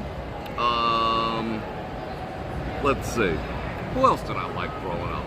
Gigantor, the space age robot. In reruns, I'm not that old, but I remember it. And Star Trek, the animated series, was on in the 70s. I used to watch the heck out of that. Alright, let's see. Alright, keep them coming. Oh, we're on top messages. Let's get off top messages. Does this happen to you? Every time a commercial pops up, I've only got 2 so far, thankfully. I gotta reset the messages. That's weird. And I did get the 2 packages from Shutterfly. I'm not opening them until the next live stream from the studio, so everyone can do it. Johnny Quest. Yeah, that's awesome. There's too much. See, I don't even pay attention. People want to know if I actually even watch other YouTube channels, but I don't. You know, YouTube, like Vegas YouTube channels, I don't. Because, like I said, that's, you know, that's not what I think I do. Maybe you guys think I do that, but I just don't, per se. Like, even when we're walking around out tomorrow night, it's basically my studio show, but I'm walking around in Vegas, showing you the sights and whatever. You know, like I'll talk about Vegas stuff. That's why I talk about Vegas stuff in the studio, because I live here. But I'm not like, you know, I'm not like, I've never considered myself a Vegas vlogger. I'm just a dude who lives in Vegas that has a YouTube channel. And yes, I did get into that, like that was my thing in the beginning, because the town was opening up and, you know, people were buying into it and yada, yada, yada. But then one day I was just like, I've gotta be me. I've gotta be me. And I just didn't want to talk about the 5 best places to eat shrimp anymore, because I could freaking care less, you know? I mean, I don't want to. I have a rich personality, and I think it's wasted on talking about freaking shrimp, you know? I could talk about anything. You want to talk about, like, what happened in the Supreme Court? You want to talk about, you know, the type of rocket fuel required to propel, you know, one of Elon's? I mean, I could talk about anything. What do I got to talk about? The 5 best places to eat shrimp for, over and over and over. Look back on my life. What did you accomplish? I talked about shrimp for 3 years. That doesn't interest me. That doesn't interest me. That's why I don't care if the channel grows, it doesn't, whatever. You know, I could go to the 5 different ways to eat shrimp and go to 100,000 people. It doesn't interest me. Because it's short-lived. All these people who are investing in, you know, that type of content, it's I would say 3 years at the maximum. And that shit's going away. It is legitimately going away, because AI can make a video about the 5 best places to eat shrimp in Las Vegas, and they don't need you. So one day you're gonna wake up and be like, hey, where'd all my money go? You know, so unless you have a personality as a live streamer that can hold people's attention and have some character and have some opinions and willing to tackle the tough subjects, you're effed. And then what are you gonna tell? Become a real estate agent? You know, what are you gonna do with your life? So I never want to be in that position. Bum, bum, bum, bum. Alright. What are we talking about?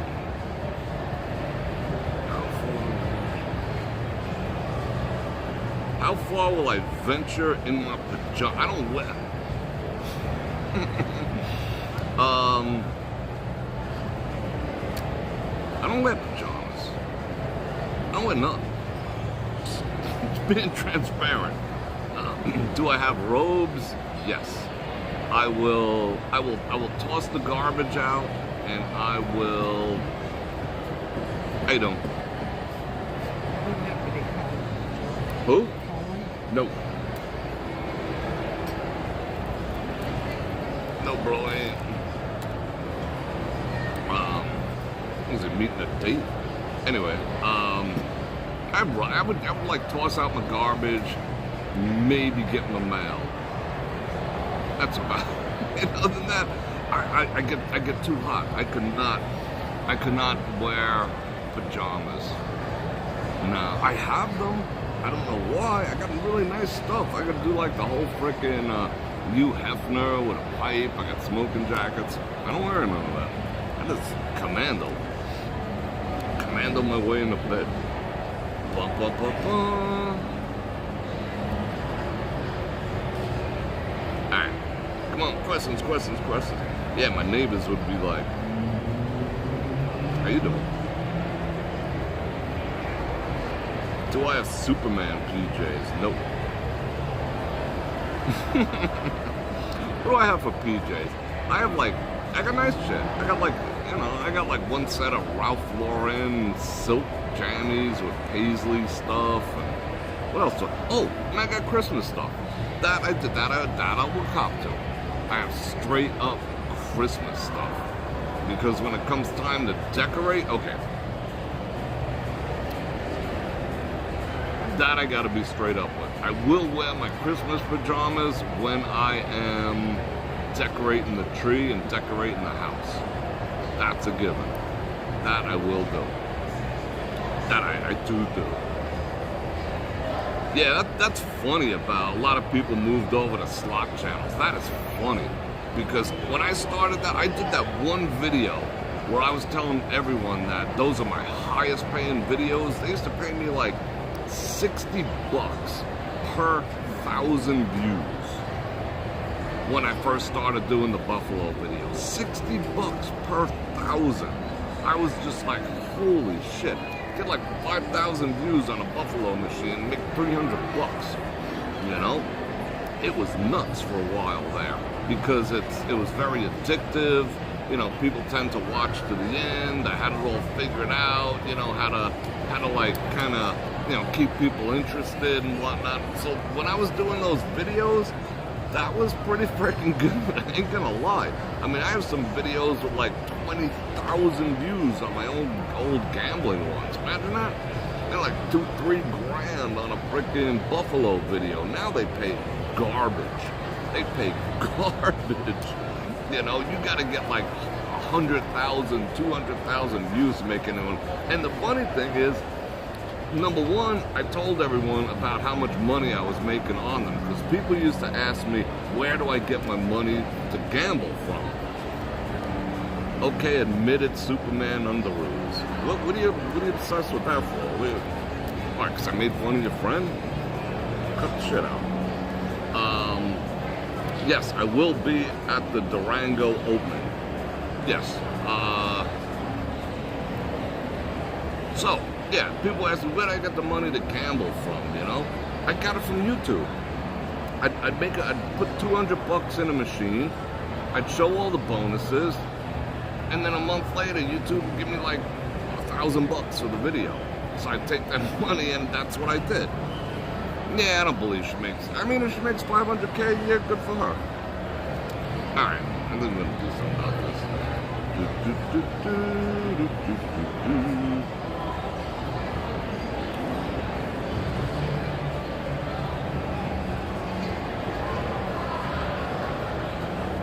Okay, let's not take care of something real quick. Yeah, so I was just like recycling YouTube's money in there. Do I do my own taxes? No. Nah, I have to pay someone to do that. So, but then, right after I said how lucrative it was and explained to everyone how it's paying for itself and then some, everyone started doing it. And then I made another video which they didn't watch where I said, you know, I see what's gonna happen. They if YT is gonna get so extraordinarily PC about everything, how do you think they're gonna allow gambling to make so much revenue? I knew it. I could take the same video that made 20,000 views, which I have on a hard drive somewhere, put it up tomorrow and it'll get like nothing. And it'll pay like $4 per 1,000. They went in the other direction. They were just like, we don't want to support, you know, gambling. That was just a given. So, whatever. I mean, yeah, if you got, okay, you make 100,000 views, that's 100 times 4? It's $400 or whatever. Yeah, okay, whatever. So yeah, it's a wash, $400, all that type of stuff. Okay. Yeah, but back then when I was doing it, there was money involved, you know. I enjoyed doing that. To be perfectly honest, it was like getting paid to friggin' play Buffalo. But those days are done. I mean, if they make $2 per 1,000, it would be a miracle. So yeah, how did that come up? Anyhow, next studio live stream, pajama party. Yes, I did, Venus. Do you like train spotting? You mean like watching planes and stuff, James? Yeah, I love it. I've been wanting to go down. I want to do the next drive-in chat starting at the planes sitting spot over on by the airport here. I love watching. I love travel and planes and stuff like that. Yeah, I love it.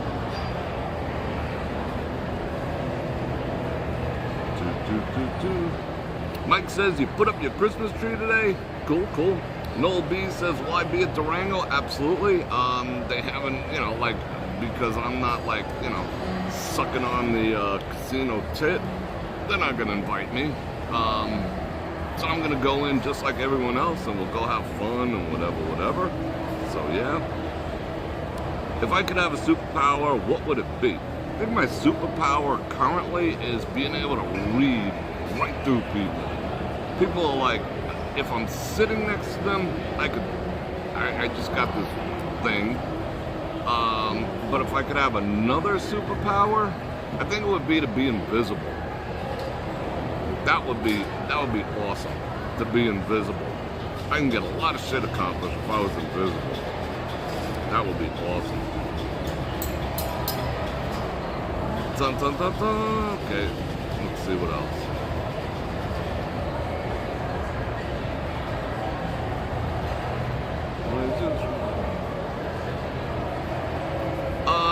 No be 48 years old, strength training twice a week, full body, 2 days rest in between. Do you think that's enough to build and maintain muscle? Maintain, absolutely. The full body workouts do tend to plateau your growth. You can only grow so much doing full body unless you're going balls to the wall heavy, like heavy squats, heavy deadlifts, heavy bench pressing. If you go real heavy as part of your full body, you can continue to grow, but if you're not going like just bonkers, you'll grow as much as your muscles will grow to the point where they adapt to what you're throwing at them. And if you never increase, they'll stop growing, but you will maintain. 2 days in between a full body workout is about right.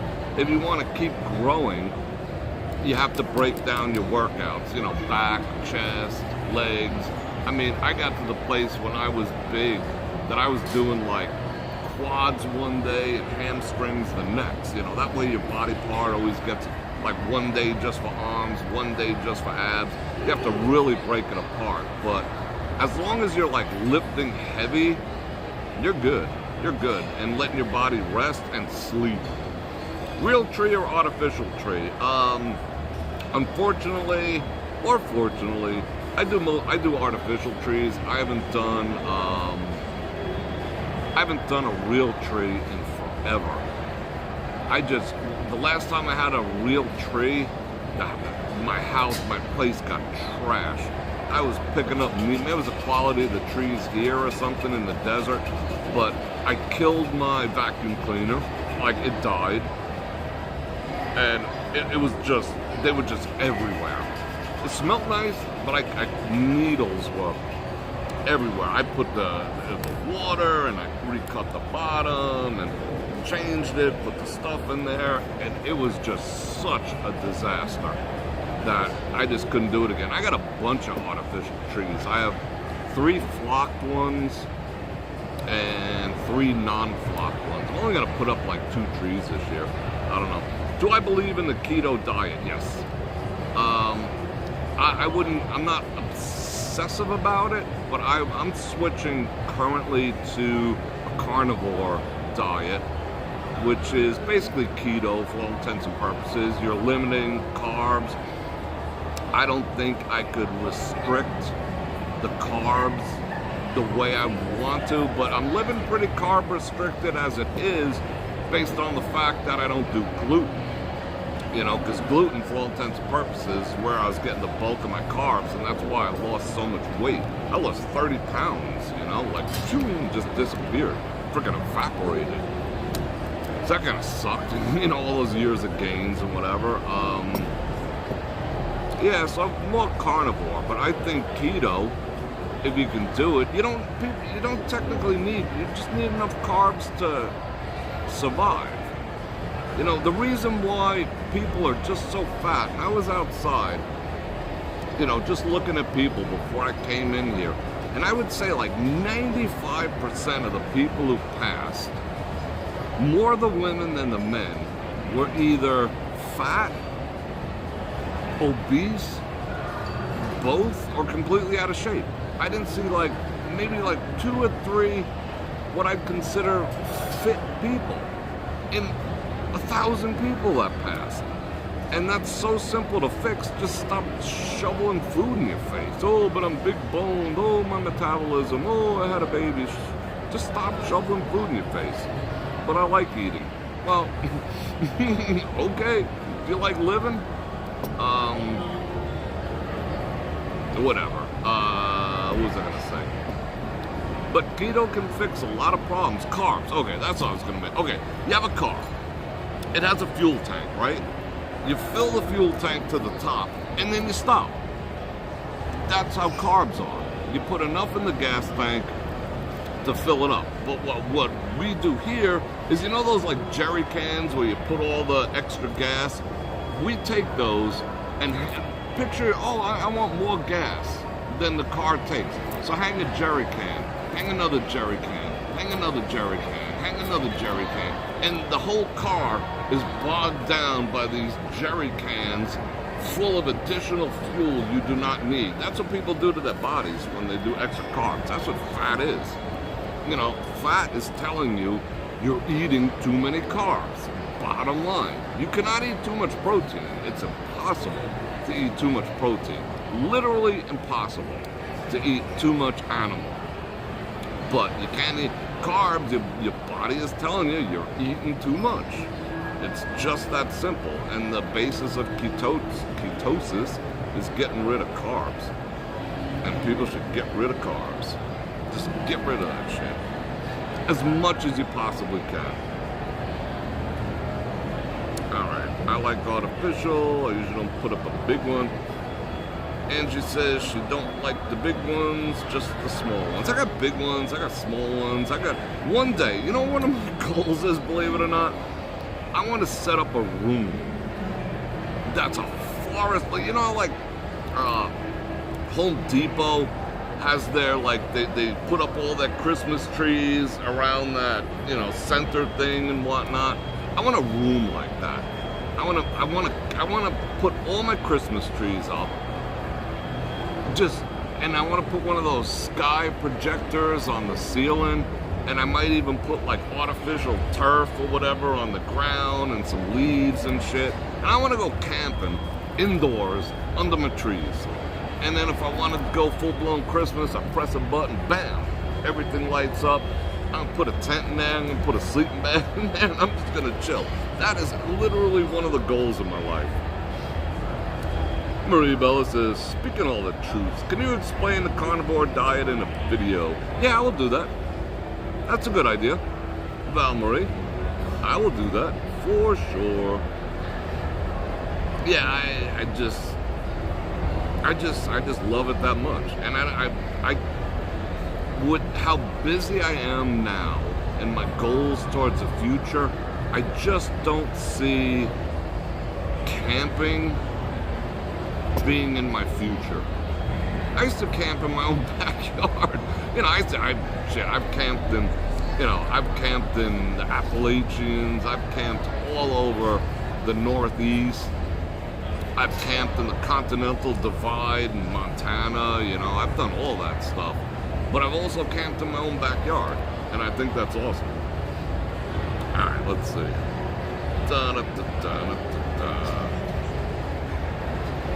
let's see. All right, all messages. Let's see what everyone's talking about.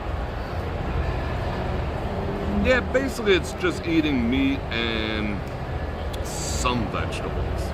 You could technically eat as much meat as you want. Unfortunately, nowadays, meat is a delicacy. Like the shittiest shoe leather meat is $6 a pound because they don't want you eating it. They want you eating bugs and McDonald's. Yeah, it's basically just eat whatever you want. Is bacon, you can eat bacon every day. Nothing will happen to you. It's all, our whole entire food system and most people's food beliefs currently are based on a lie. The food pyramid is a lie. it's corporate America telling you, give us your money. The whole food pyramid, now that's like a food pie, it's a lie. It's an absolute freaking lie.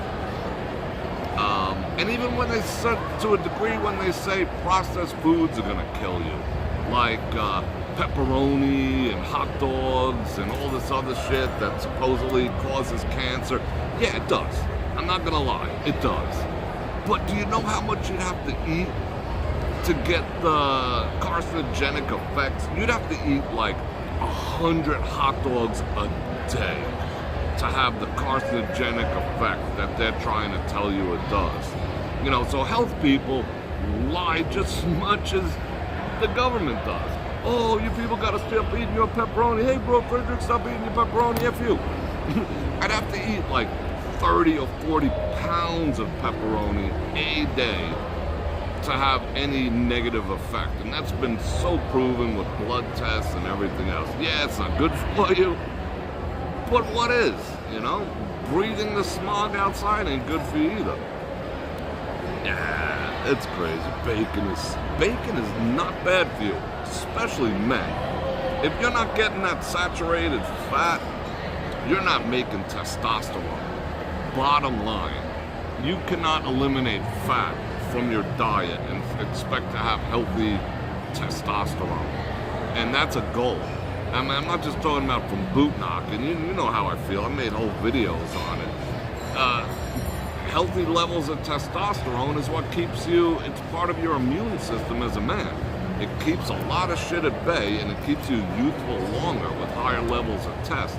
And if you try to eliminate saturated fat, you're not able to produce it. Or if you're not getting enough vitamin D, you're gonna have deep problems if you don't take care of the vitamin D. This is why next week we're gonna do prime rib and crab. Ooh, that actually sounds good, bro. Yeah. What else are we talking about here? Christmas is I love Christmas. Oh my God. Best memories ever. Alright, so. Are we all wound up? Let me see if there's any. I don't think I missed any super chat questions. Let me check them out. No, I think we're good. We're good there. So, anyone got any last minute questions they want to hit me up with while I finish this oat milk coffee? I'm not gonna complain. I'll be cool. I'm gonna even leave her some money. Yeah, that bioengineered freaking food. I don't want to eat that shit. I mean, you read the labels and understand what you're reading too. You know, organic meat versus regular meat. Yeah, there is something to eating organic meat over, you know, regular. I'm not gonna lie, but what I've been doing lately, I've been cooking up a bunch of meat, and I've been not like, okay, I make my meal, right? I make me a big old like steak or whatever. I gobble that shit up, and I make another one, and I slice it into cubes, and then I fast fry it in in like a wok, just to crisp the outside real good, and then season it, of course, and then I throw it in like a little Tupperware, and I eat it all day. Legitimately, I'm just like, I got like a bowl, I'm editing like this,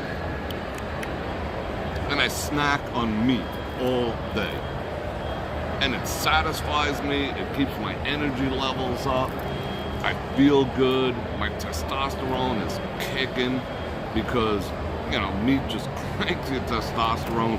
It has natural creatine, it has, you know, amino acid profiles that you're not going to find in freaking soybeans and whatever.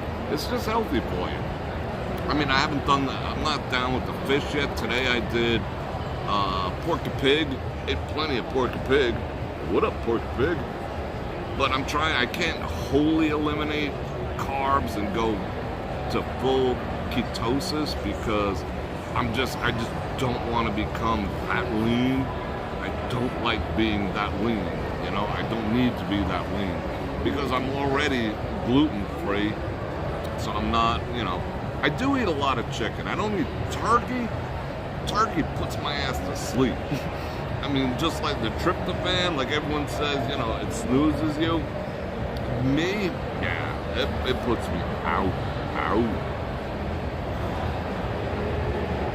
Like, I buy like a 3-pound roll of the ground turkey, and I make like meatballs once in a while, and I freeze the rest, and I take those like Tylenol PMs.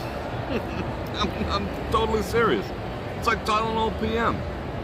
If I want to crash, or I don't feel like crash, whatever, I want to crash, I'll eat 2 of those, warm them up in the microwave till I hear the sizzle.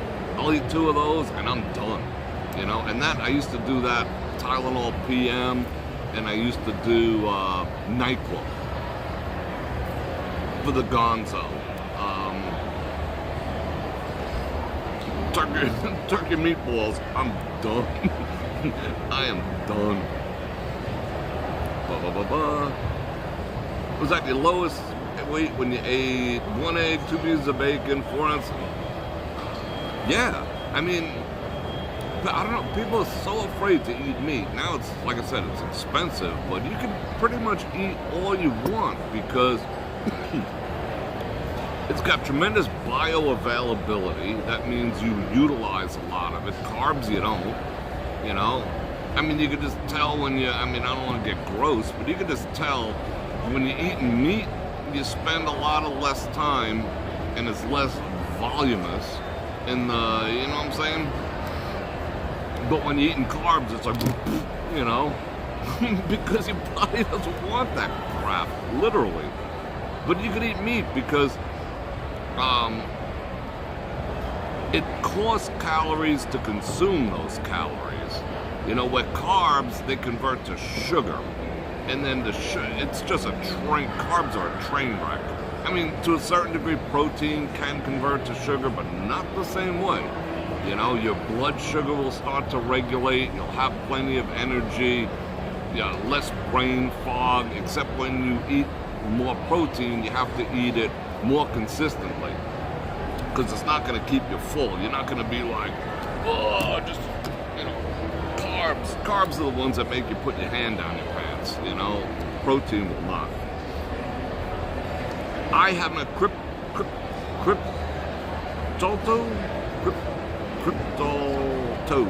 I am waiting. I'm going to watch that tonight. The Elon interview with Joe Rogan. I am literally going to watch that tonight. I was watching someone pick him apart about the Cybertruck. Because he had his earnings call, and that Cybertruck, honestly, is a total piece of shit. He knows it. Everyone knows it. That might never go to market. People invested $50,000 already to get one in advance. He's probably never going to put it out. It is super dangerous. It's got like no weight capacity. It's got no crumple zones. I mean, they shoot it with a machine gun. Well, 45, 9 mil. Look how strong this metal is. There's no crumple zones. I mean, imagine getting hit by a Cybertruck. Oh, but I have this AI technology. Shut up. Those Teslas are catching fire like a freak lately. But anyway, I don't think that thing is ever going to come to market, that Cybertruck. So he got roasted based on that. But I am going to watch that video, and I will give my opinions on it. Hello, ladies. Late again. Babysitting a 2-year-old and a 6-year-old. I'm way too old for this bullshit again. I couldn't imagine. I would love to be a fly on the wall for those 2 years old and 6 years old and see what they're teaching, getting taught anyway. Yeah, it's crazy. But yeah, I'm interested to see what's what. I mean, that could be the undoing of this business right there, that Cybertruck. He never should have went down that road, in my opinion. That Cybertruck can be his total undoing. Plus, see, like that exposure change, I like that. See if it does it again. Nope. Plus, taking money up front for it. So he's holding on to other people's money right now. He could get screwed, blued, and tattooed for that.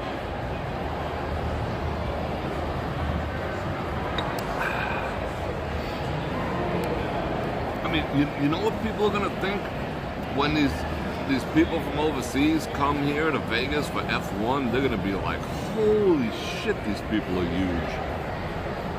We're getting huge as a society. I mean, I'm looking at people, they're huge.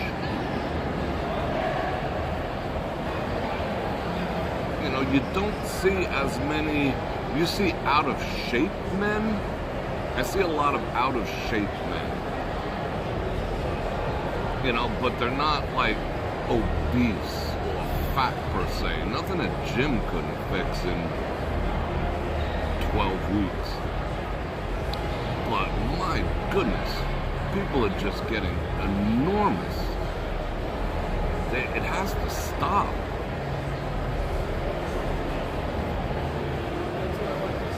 Like, I haven't seen, I'm watching throngs of people go, I haven't seen one fit person. And it's the easiest thing to control. It's so easy. All you gotta do, how you doing? All you gotta do is just stop putting that much food in your mouth. I mean, it's the only thing you can control, you know? I mean, now it's just like, I don't get it. I don't get it. Whatever. Best buffet in Vegas today. I would say the Wynn. I'd say the Wynn was. People are getting huge. It's gonna make at least one person. Yeah, probably make 1,000 because everyone, you know, whatever. I mean, I'm not trying to be judgmental, but tell me you wouldn't want it. You know, tell me you wouldn't want to change if you could. You're just not having the willpower to do it, you know? I mean, you can't tell me that the quality of life as an overweight or obese person is making you happy. I mean, just be honest. Do you like having the problems? You know, do you like, I just don't get it. I just don't get it. You know? Because it's in style, because I can't even say Lizzo anymore, because that's another one. I mean, who started that? It all started with that stupid word, thick. Oh, I'm thick. No, you're not. No, you're not. That became like a buzzword. You know, became like just blah, blah, blah, blah, stuff your face. Just stop. You can fix it, you know? No, there's no healthy buffet per se. Just, you gotta know what you're eating. Where are the 5 best places to eat shrimp in Las Vegas? I cracked open a 5-pound bag and defrosted it. It's sitting in my sink right now. So I'm gonna say my place. I'm gonna make some homemade fried rice with shrimp. I'm gonna put some in the pasta. I'm gonna have some as shrimp cocktail, and I'm gonna make some, because they have the skin on them, I'm gonna make some salt baked shrimp too. I mean, yeah, I'm gonna cover them with salt, cut the heads off, cover them with salt, put them in the oven on a baking tray, and eat them. So that would be 5, and that's at my place.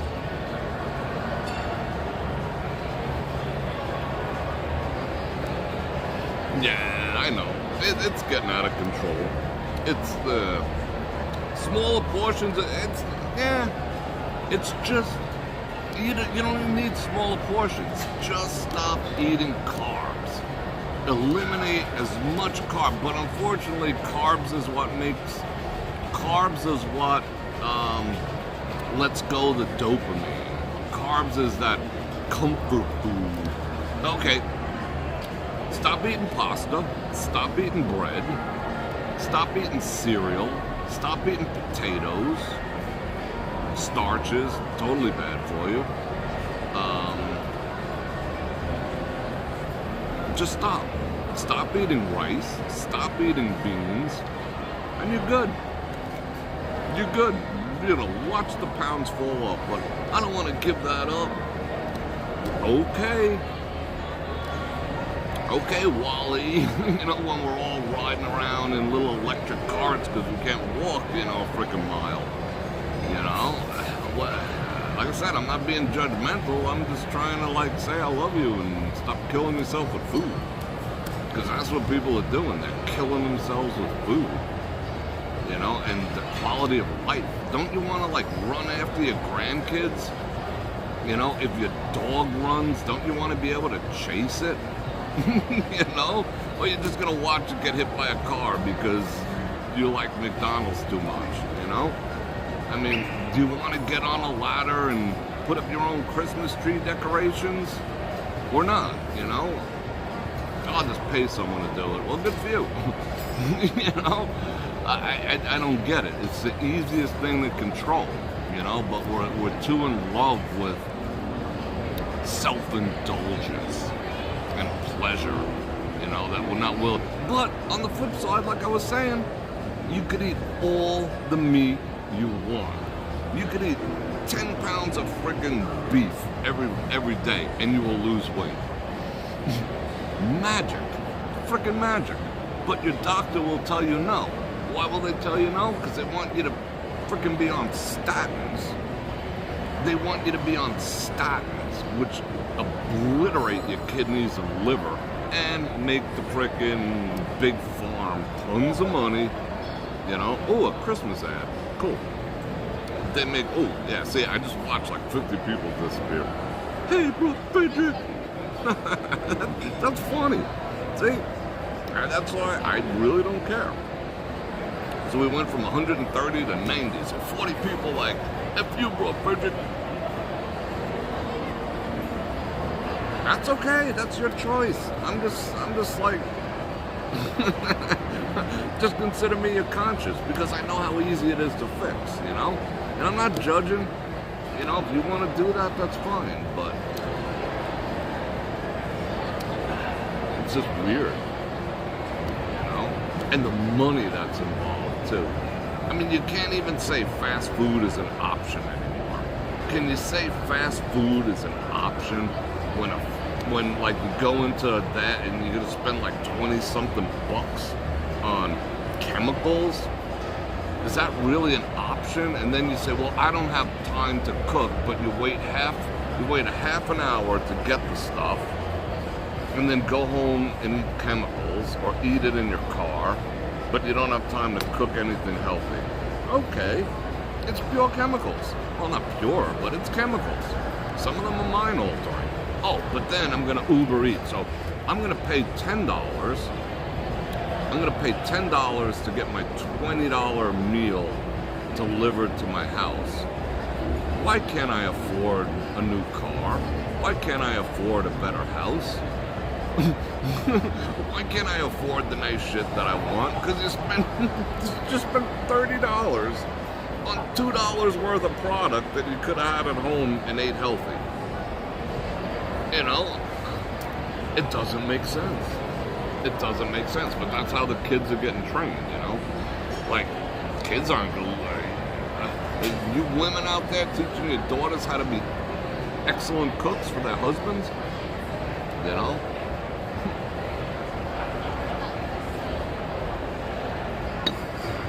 Are you fathers out there teaching your sons how to fix cars? So that way they don't have to pay the frickin' dealer $1,000 to change a cabin air filter that costs $20 in half an hour of your own time? No. Well, maybe yes. I think my audience is a little more intelligent. I don't know. Blah, blah, blah, blah. You said it's easy, but it's not easy for everyone. Oh, okay. Let's pump the brakes on that one. We'll have that conversation. Why is it not, Sheepshead Mary says, you said it's easy, but it's not easy for everyone. Why not? Why not? I mean, it is. I mean, from a mechanical standpoint. All right. Here is one bowl of spaghetti. Num, num, num, num, num, num, num, num, num. Now I make a decision whether I'm gonna have the second bowl of spaghetti or not. It tastes good. I'm really not that full, but I can't fit into my clothes anymore. What am I gonna do? What am I gonna do? F it. Second bowl of spaghetti. I don't see what's so hard about saying no to another bowl of spaghetti. Or to buy your own chopped meat. I mean, okay, cooking, maybe that's different, whatever. If you got the money, you know, do you, but do it healthy. Oh, Joe, if she smokes, she pokes.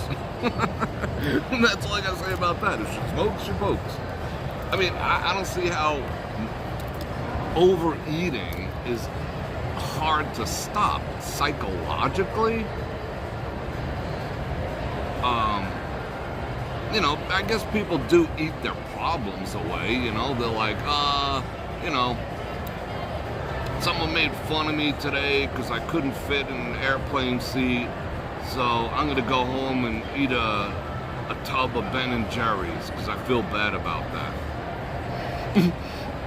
I think, you know, if nothing else, maybe therapy is involved if it's hard to stop, but saying no, I guess people don't have a problem with that. I guess people do have a problem with saying no and having discipline.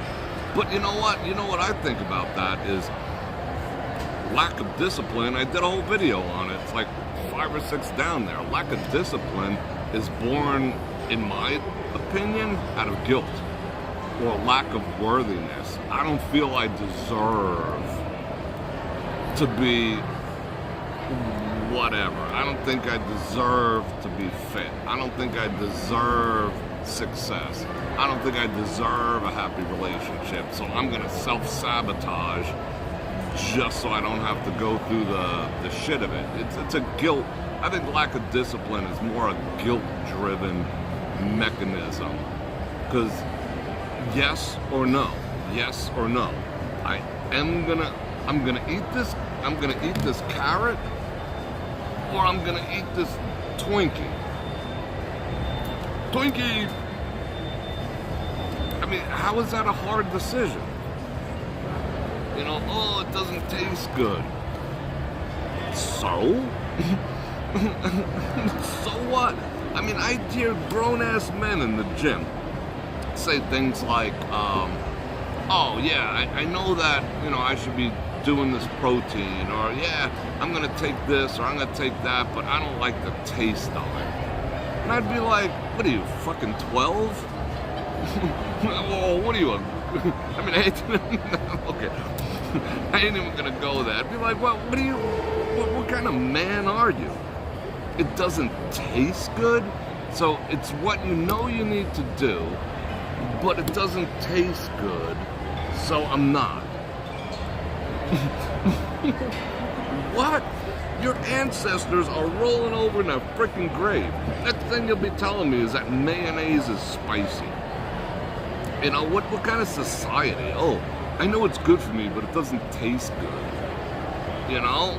I mean, you gotta see the shit that I do. I drink a concoction of apple cider vinegar, garlic, comin, onion, every day.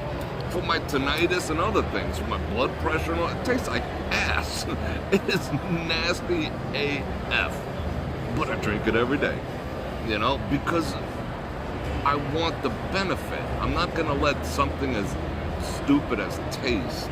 Yes, Twinkies taste better than a carrot. One is gonna kill me and turn me into something I will not be proud of in the mirror. If you cannot, like, wow, I'm going off on a tangent here.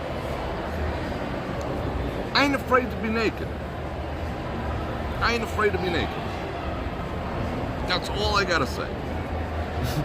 That's why I don't give a shit about what it tastes like. Or how hard it is. I ain't afraid to be naked. I could be naked right now, I don't care. Won't bother me. You know? It just won't. You can put the lights on, you know, in my bedroom. I don't care. I'm just gonna be like, what up? You know? I'm not saying I'm freaking Adonis or nothing, but I ain't, you know, when I look in the mirror, I'm just like, alright. You know, is what it is. You know what I'm saying? How many people can say that these days? I mean, a lot of you look at Lizzo teaching people that, flute pas or whatever are attractive, but, that's going to be short-lived. You know what I'm saying? I mean, how many people can say that? Absolutely, Janice. I agree. I will do that. I will do that. It's like an alcoholic saying, I'm just going to drink water or juice instead of this beer. Okay, that is food addictive.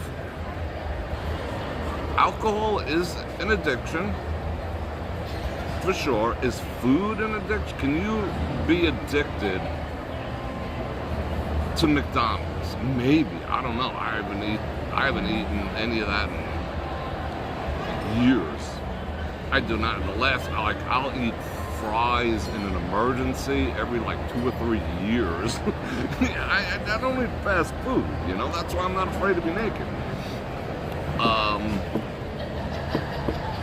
Is food addictive? Is food addictive on the same level as, and I'm not pointing my finger at you. You're opening discussions, and I enjoy that. I appreciate that. Is food addictive? Is eating unhealthy addictive? No, it's pleasure. I believe it's pleasurable. It triggers certain endorphins, that's why it's called comfort food. It triggers certain endorphins in your mind, the feel-good stuff, but you can't tell me you feel good after eating 2 Whoppers and some fries and a milkshake. I don't feel good. I feel like I want to puke. I mean, maybe some people are used to it. I don't know. Maybe body adapts to it. But is it addictive? Is it legitimately addictive?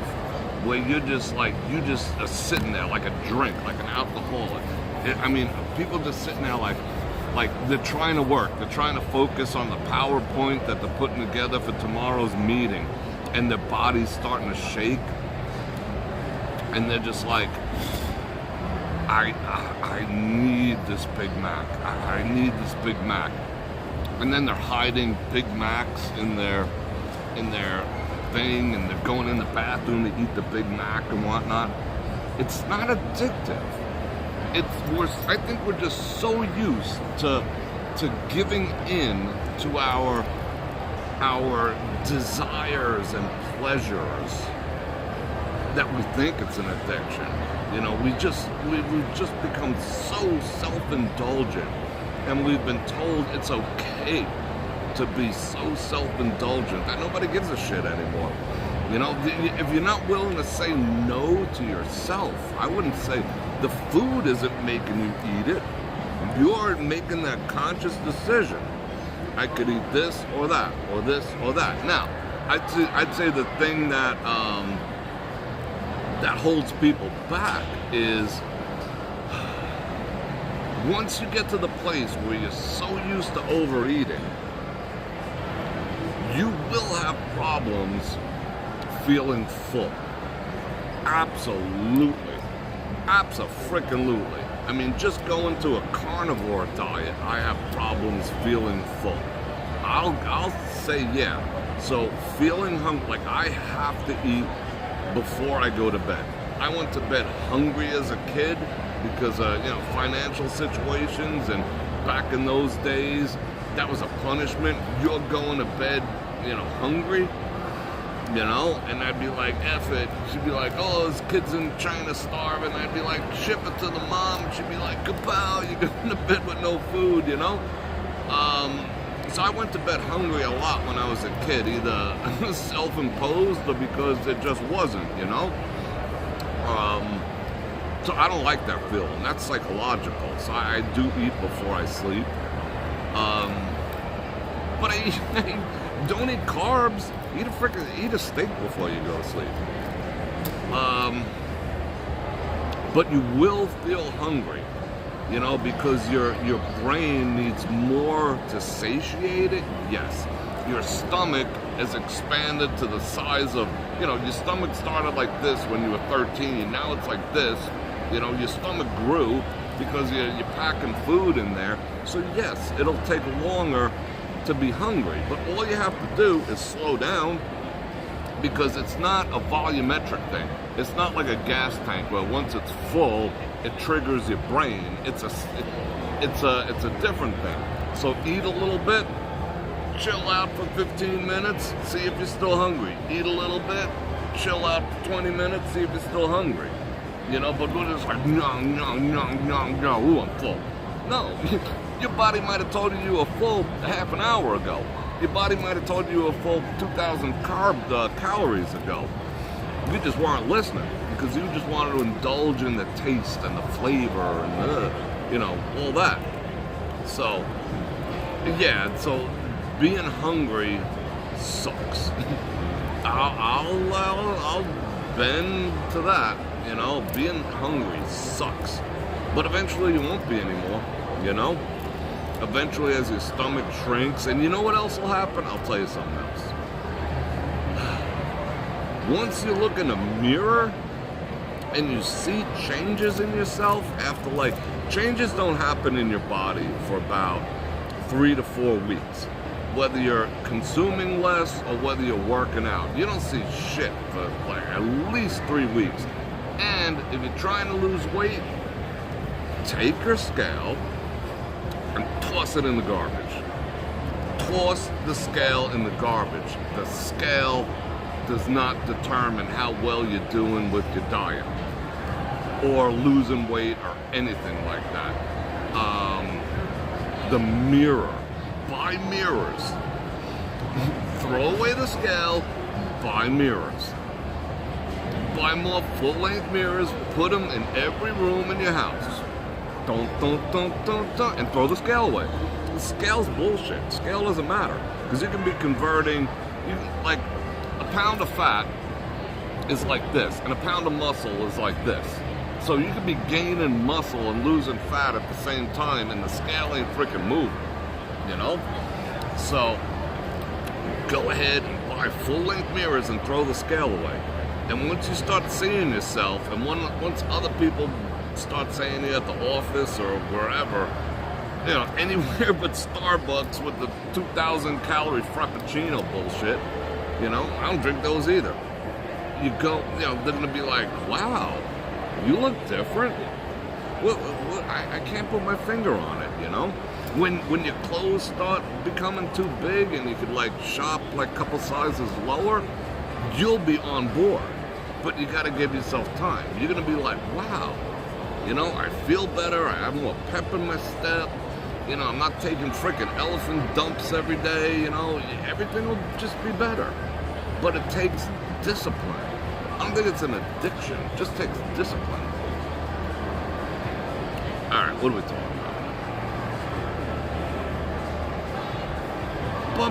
about? Yeah, you, Mr. Cashman, you're 100% correct. I know someone who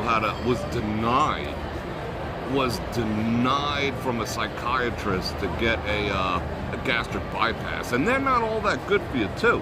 A lot of people die from those because you know, they get infections, and you know that's like a very invasive surgery. They do work though.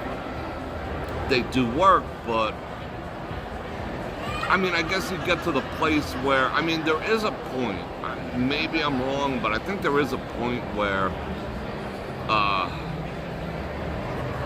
you know, how would I say it? The point of no return. I think you can get to the place where there's not a whole lot you can do on your own, and that might be an alternative, actually getting a surgery. And if you want to feel full, I'll tell you something else. Get yourself some chia pets. The chia seeds, chai seeds, or whatever the frick they call them. Put them in some water. Let them start to expand, and then drink them. Just go put like 2 tablespoons in some water. Get you a cup. Fill it up with some chai seeds. Put some water in there. Let it sit for like an hour, and then drink that shit. Oh, but Bror Fredrik, that's nasty. Oh, so what? So what? It ain't gonna kill you. But what they do is they go down into your stomach, and those chai seeds go bloop, and they all expand, to like 10 times what they started. It's super duper healthy. It's like a superfood. And they give you that sensation of being full.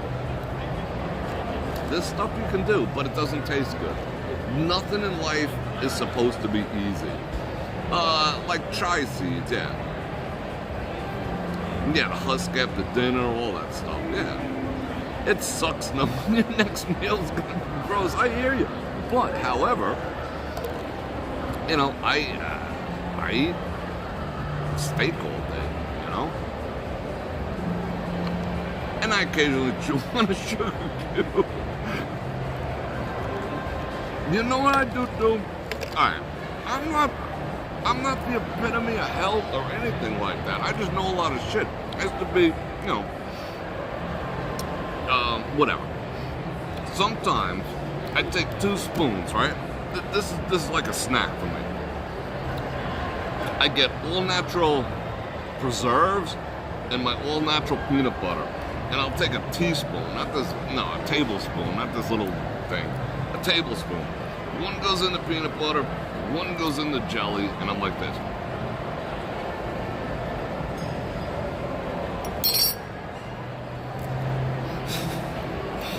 I make a peanut butter and jelly sandwich in my mouth. I ain't eating the carbs, but there's carbs in there and there's some sugars in there too, you know? So I'm no model of frickin' whatever, but that's way better than scarfing down, you know, Twinkies? Whatever other crap people are putting in their bodies. Frickin' yikes. Let me see something real quick.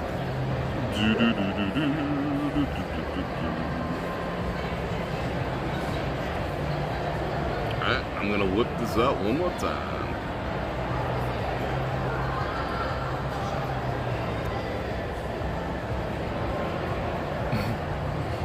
I kind of know what I'm talking about. That's an 8-pack. That was me before I broke my shoulder. One more time. Bam. That ain't a flex. Well, it is a flex. Like, literally. You know, I wasn't huge, but that's freaking natty, yo. You know, so I know what I'm talking about when it comes to things of the body. You know? So, yeah.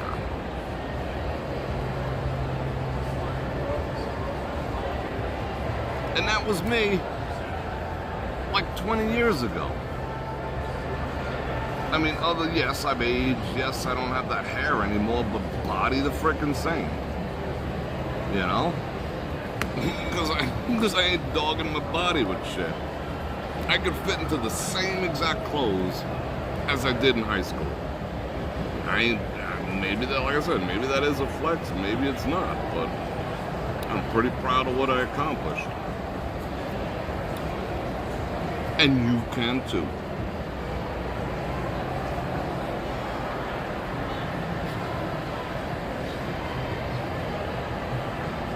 Alright, I think we're running out of questions here. Creamy natural. I don't like chewing my peanut butter, and I don't like chewing my ice cream. Ice cream is meant to dissolve, and peanut butter is meant to, you know, like that. I don't like chewing peanut butter nor ice cream.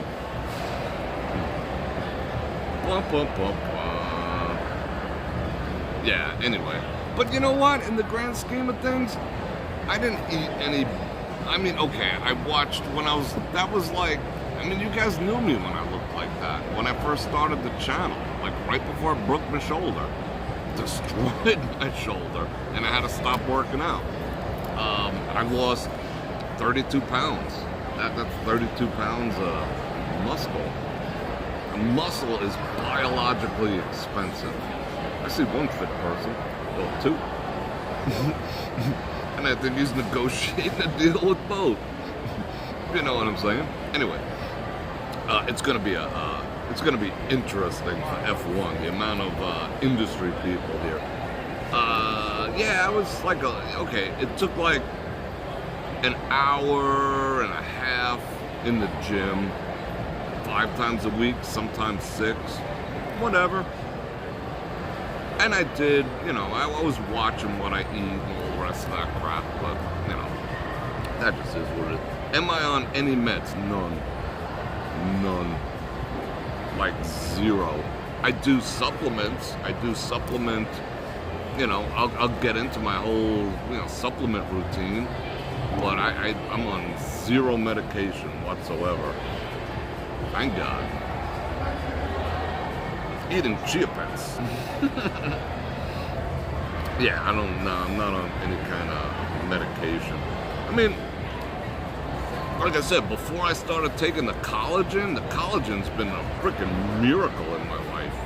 You know, taking finding that collagen, the 5, you know, the collagen, link in the description, it's like $30, $33 for a 2-month supply. It's freaking cheap, 50 cents a day. That got me off. I'll admit I did take a lot of ibuprofen. No, the decorations are not up yet in the forum shop. Oh, I think he negotiated a good deal. They're walking away, one on this side, one on that side. What up? Score. Yeah, I took a lot of ibuprofen, like every day.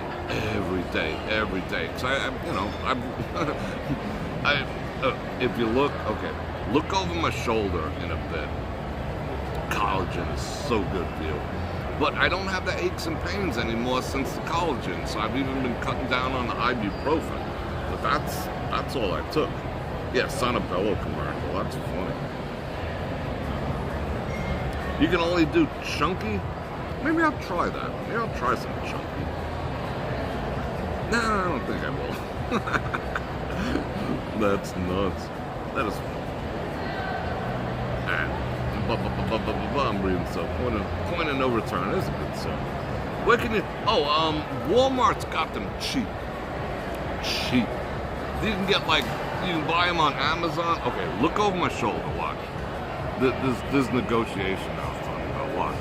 I think they're around in the corner. Right now. Right there.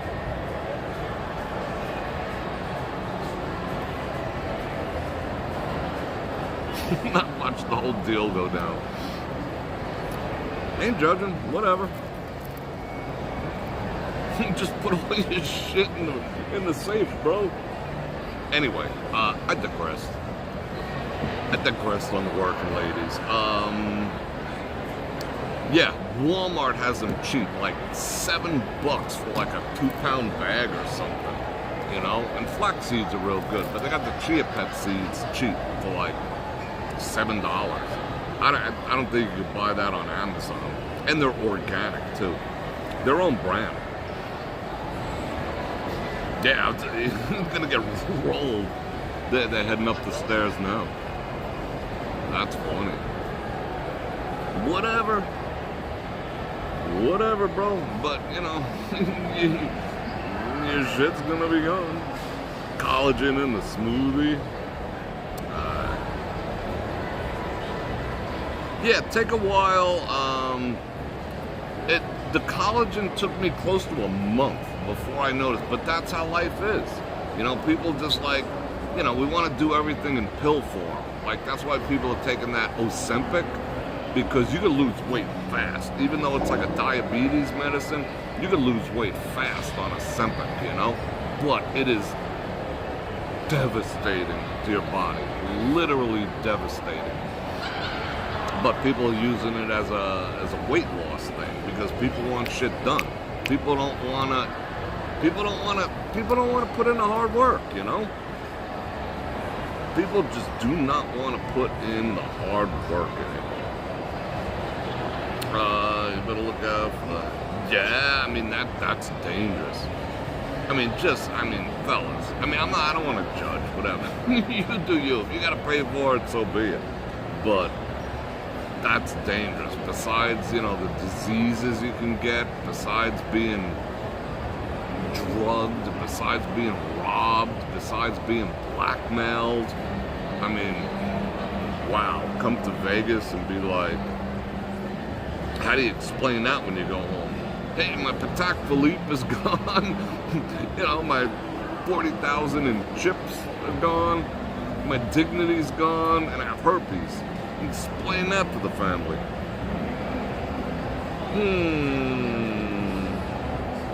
That's crazy. Alright, what are we talking about? I went off on a whole tangent. Consistency, just do it. Like, just do it. Just do it. Stop thinking about it and just do it. You want to change your life, you know what you have to do? Do it. If you want, you know how you stop doing something? Alright, you just stop. Oh, Bror Fredrik, that sounds easier than it. Well, yeah, just stop. I mean, I got my own vices or whatnot, but you know why I don't stop certain things? Because I just don't want to yet, you know? And there's other things, like I could probably go back to the gym and I think, and work on abs and lower body and probably not further destroy my shoulder because I need to have surgery done on my shoulder and my bicep. So I can't do any upper body, and part of my brain is like, you know, how would I say? Like body dysmorphic. Like the concept of going in the gym and not being like freaking ripped gets under my skin. Because I used to walk in the gym with my bros, you know, and be like, you know, what are we gonna crush it today, right? You know, come on, one more rep. And now I'm like, just another dude. Yeah, that freaking bothers me. I ain't gonna lie. Like I said, I don't perpetrate no frauds. Yeah, does that get under my skin? F yeah. Should I be freaking working on my legs and working on the abs and whatnot? Yeah, I probably should. But, you know, psychologically, I'm just like, I gotta face that demon of my, my slight body dysmorphia. But I could if I want to. I can make that decision tomorrow. And quite frankly, you know, I found other things to do with that hour and a half a day, you know? So now I'm like, you know, kind of buried up to here.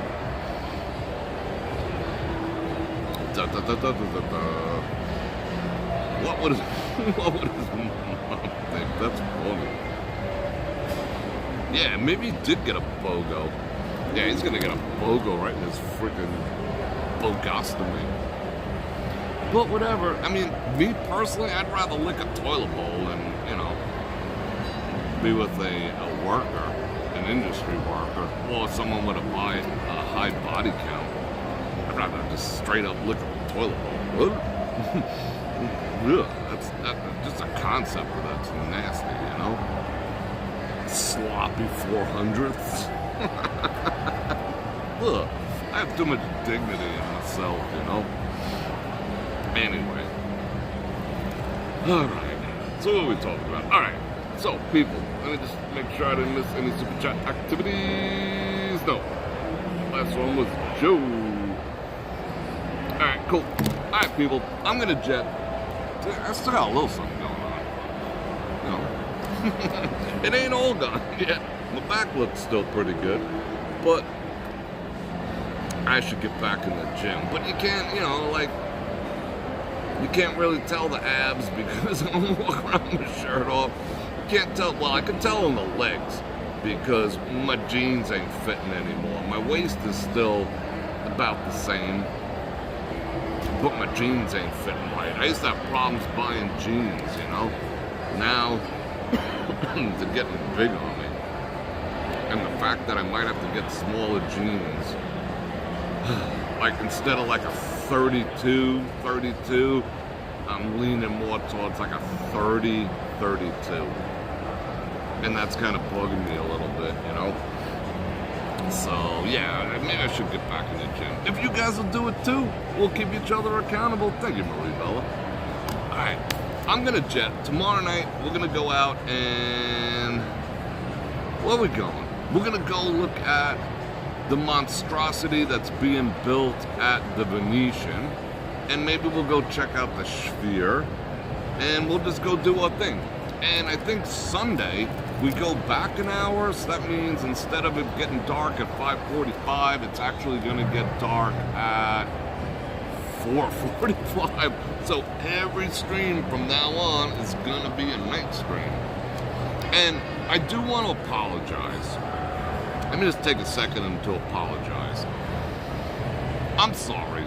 I mean, if I come across as harsh or uncaring or, you know, like I'm looking down my nose or something. I truly am not. I mean, I want the best for everyone. You know, I want to try to inspire people. I don't want people to feel bad, you know? Because if you're happy with you, be happy with you. If I'm happy with me, be happy with me. But we could all do better. But we could all do better together, you know? And I think if we hold each other accountable, we could do better as people. And I think because the zombie apocalypse is coming, you're gonna have to be in shape.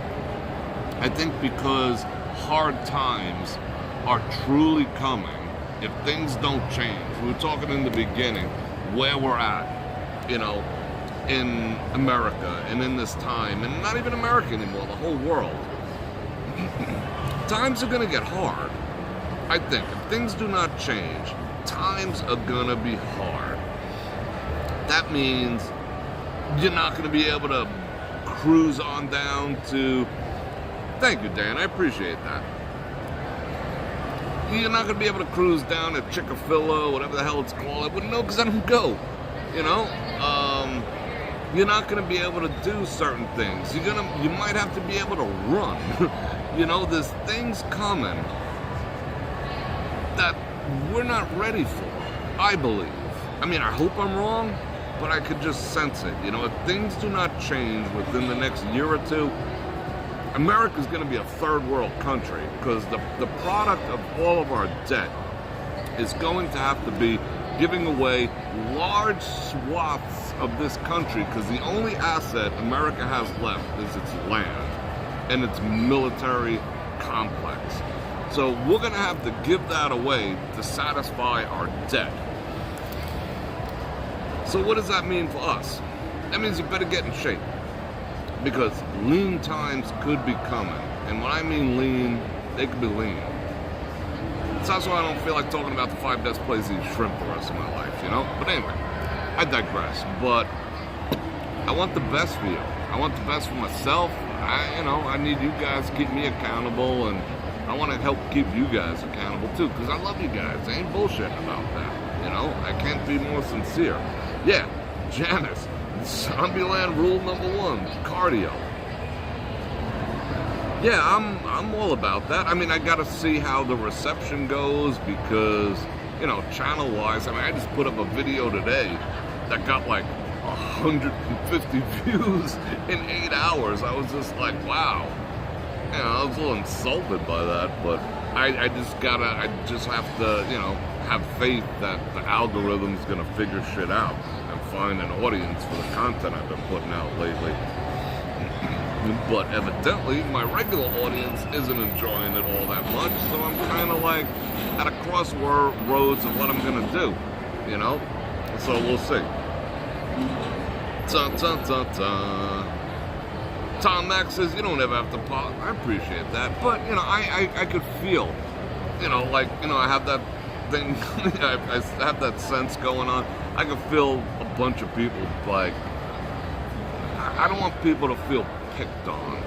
You know, I'm not picking on anyone. I'm trying to inspire you. It's called, what do the cool kids call it? Tough love. Tough love. Nothing is impossible. And yet, crypto is correct.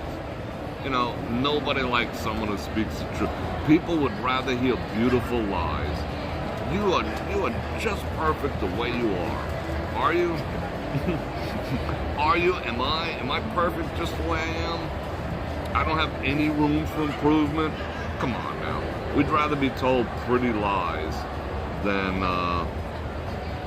you know, than the truth. And the person who tells you the truth is the most hated man. So, love me or hate me, I'm me. I'm an acquired taste, but I ain't never gonna bullshit you. Alright, people. Thank you everyone for the super chat.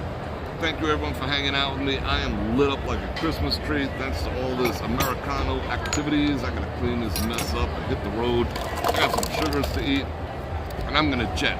So don't forget, tomorrow night we are going live from somewhere around here, and we're gonna go see what Saturday night looks like, and I can't wait. It'll probably be about I don't know, either somewhere between 4:30 and 6, whatever it is. But the only way you're gonna know is if you like, share, subscribe, and hit that bell button to get notified when I do this again, which is at least 5 times a week. And if you want to support the channel, I got all the links, I got all this stuff, so I appreciate the outside of YT support too. This is a tough one. Bam, you got that. And I miss you guys already. And I thank you for being with me. You guys are my extended family. And on that note, Bror Fredrik out.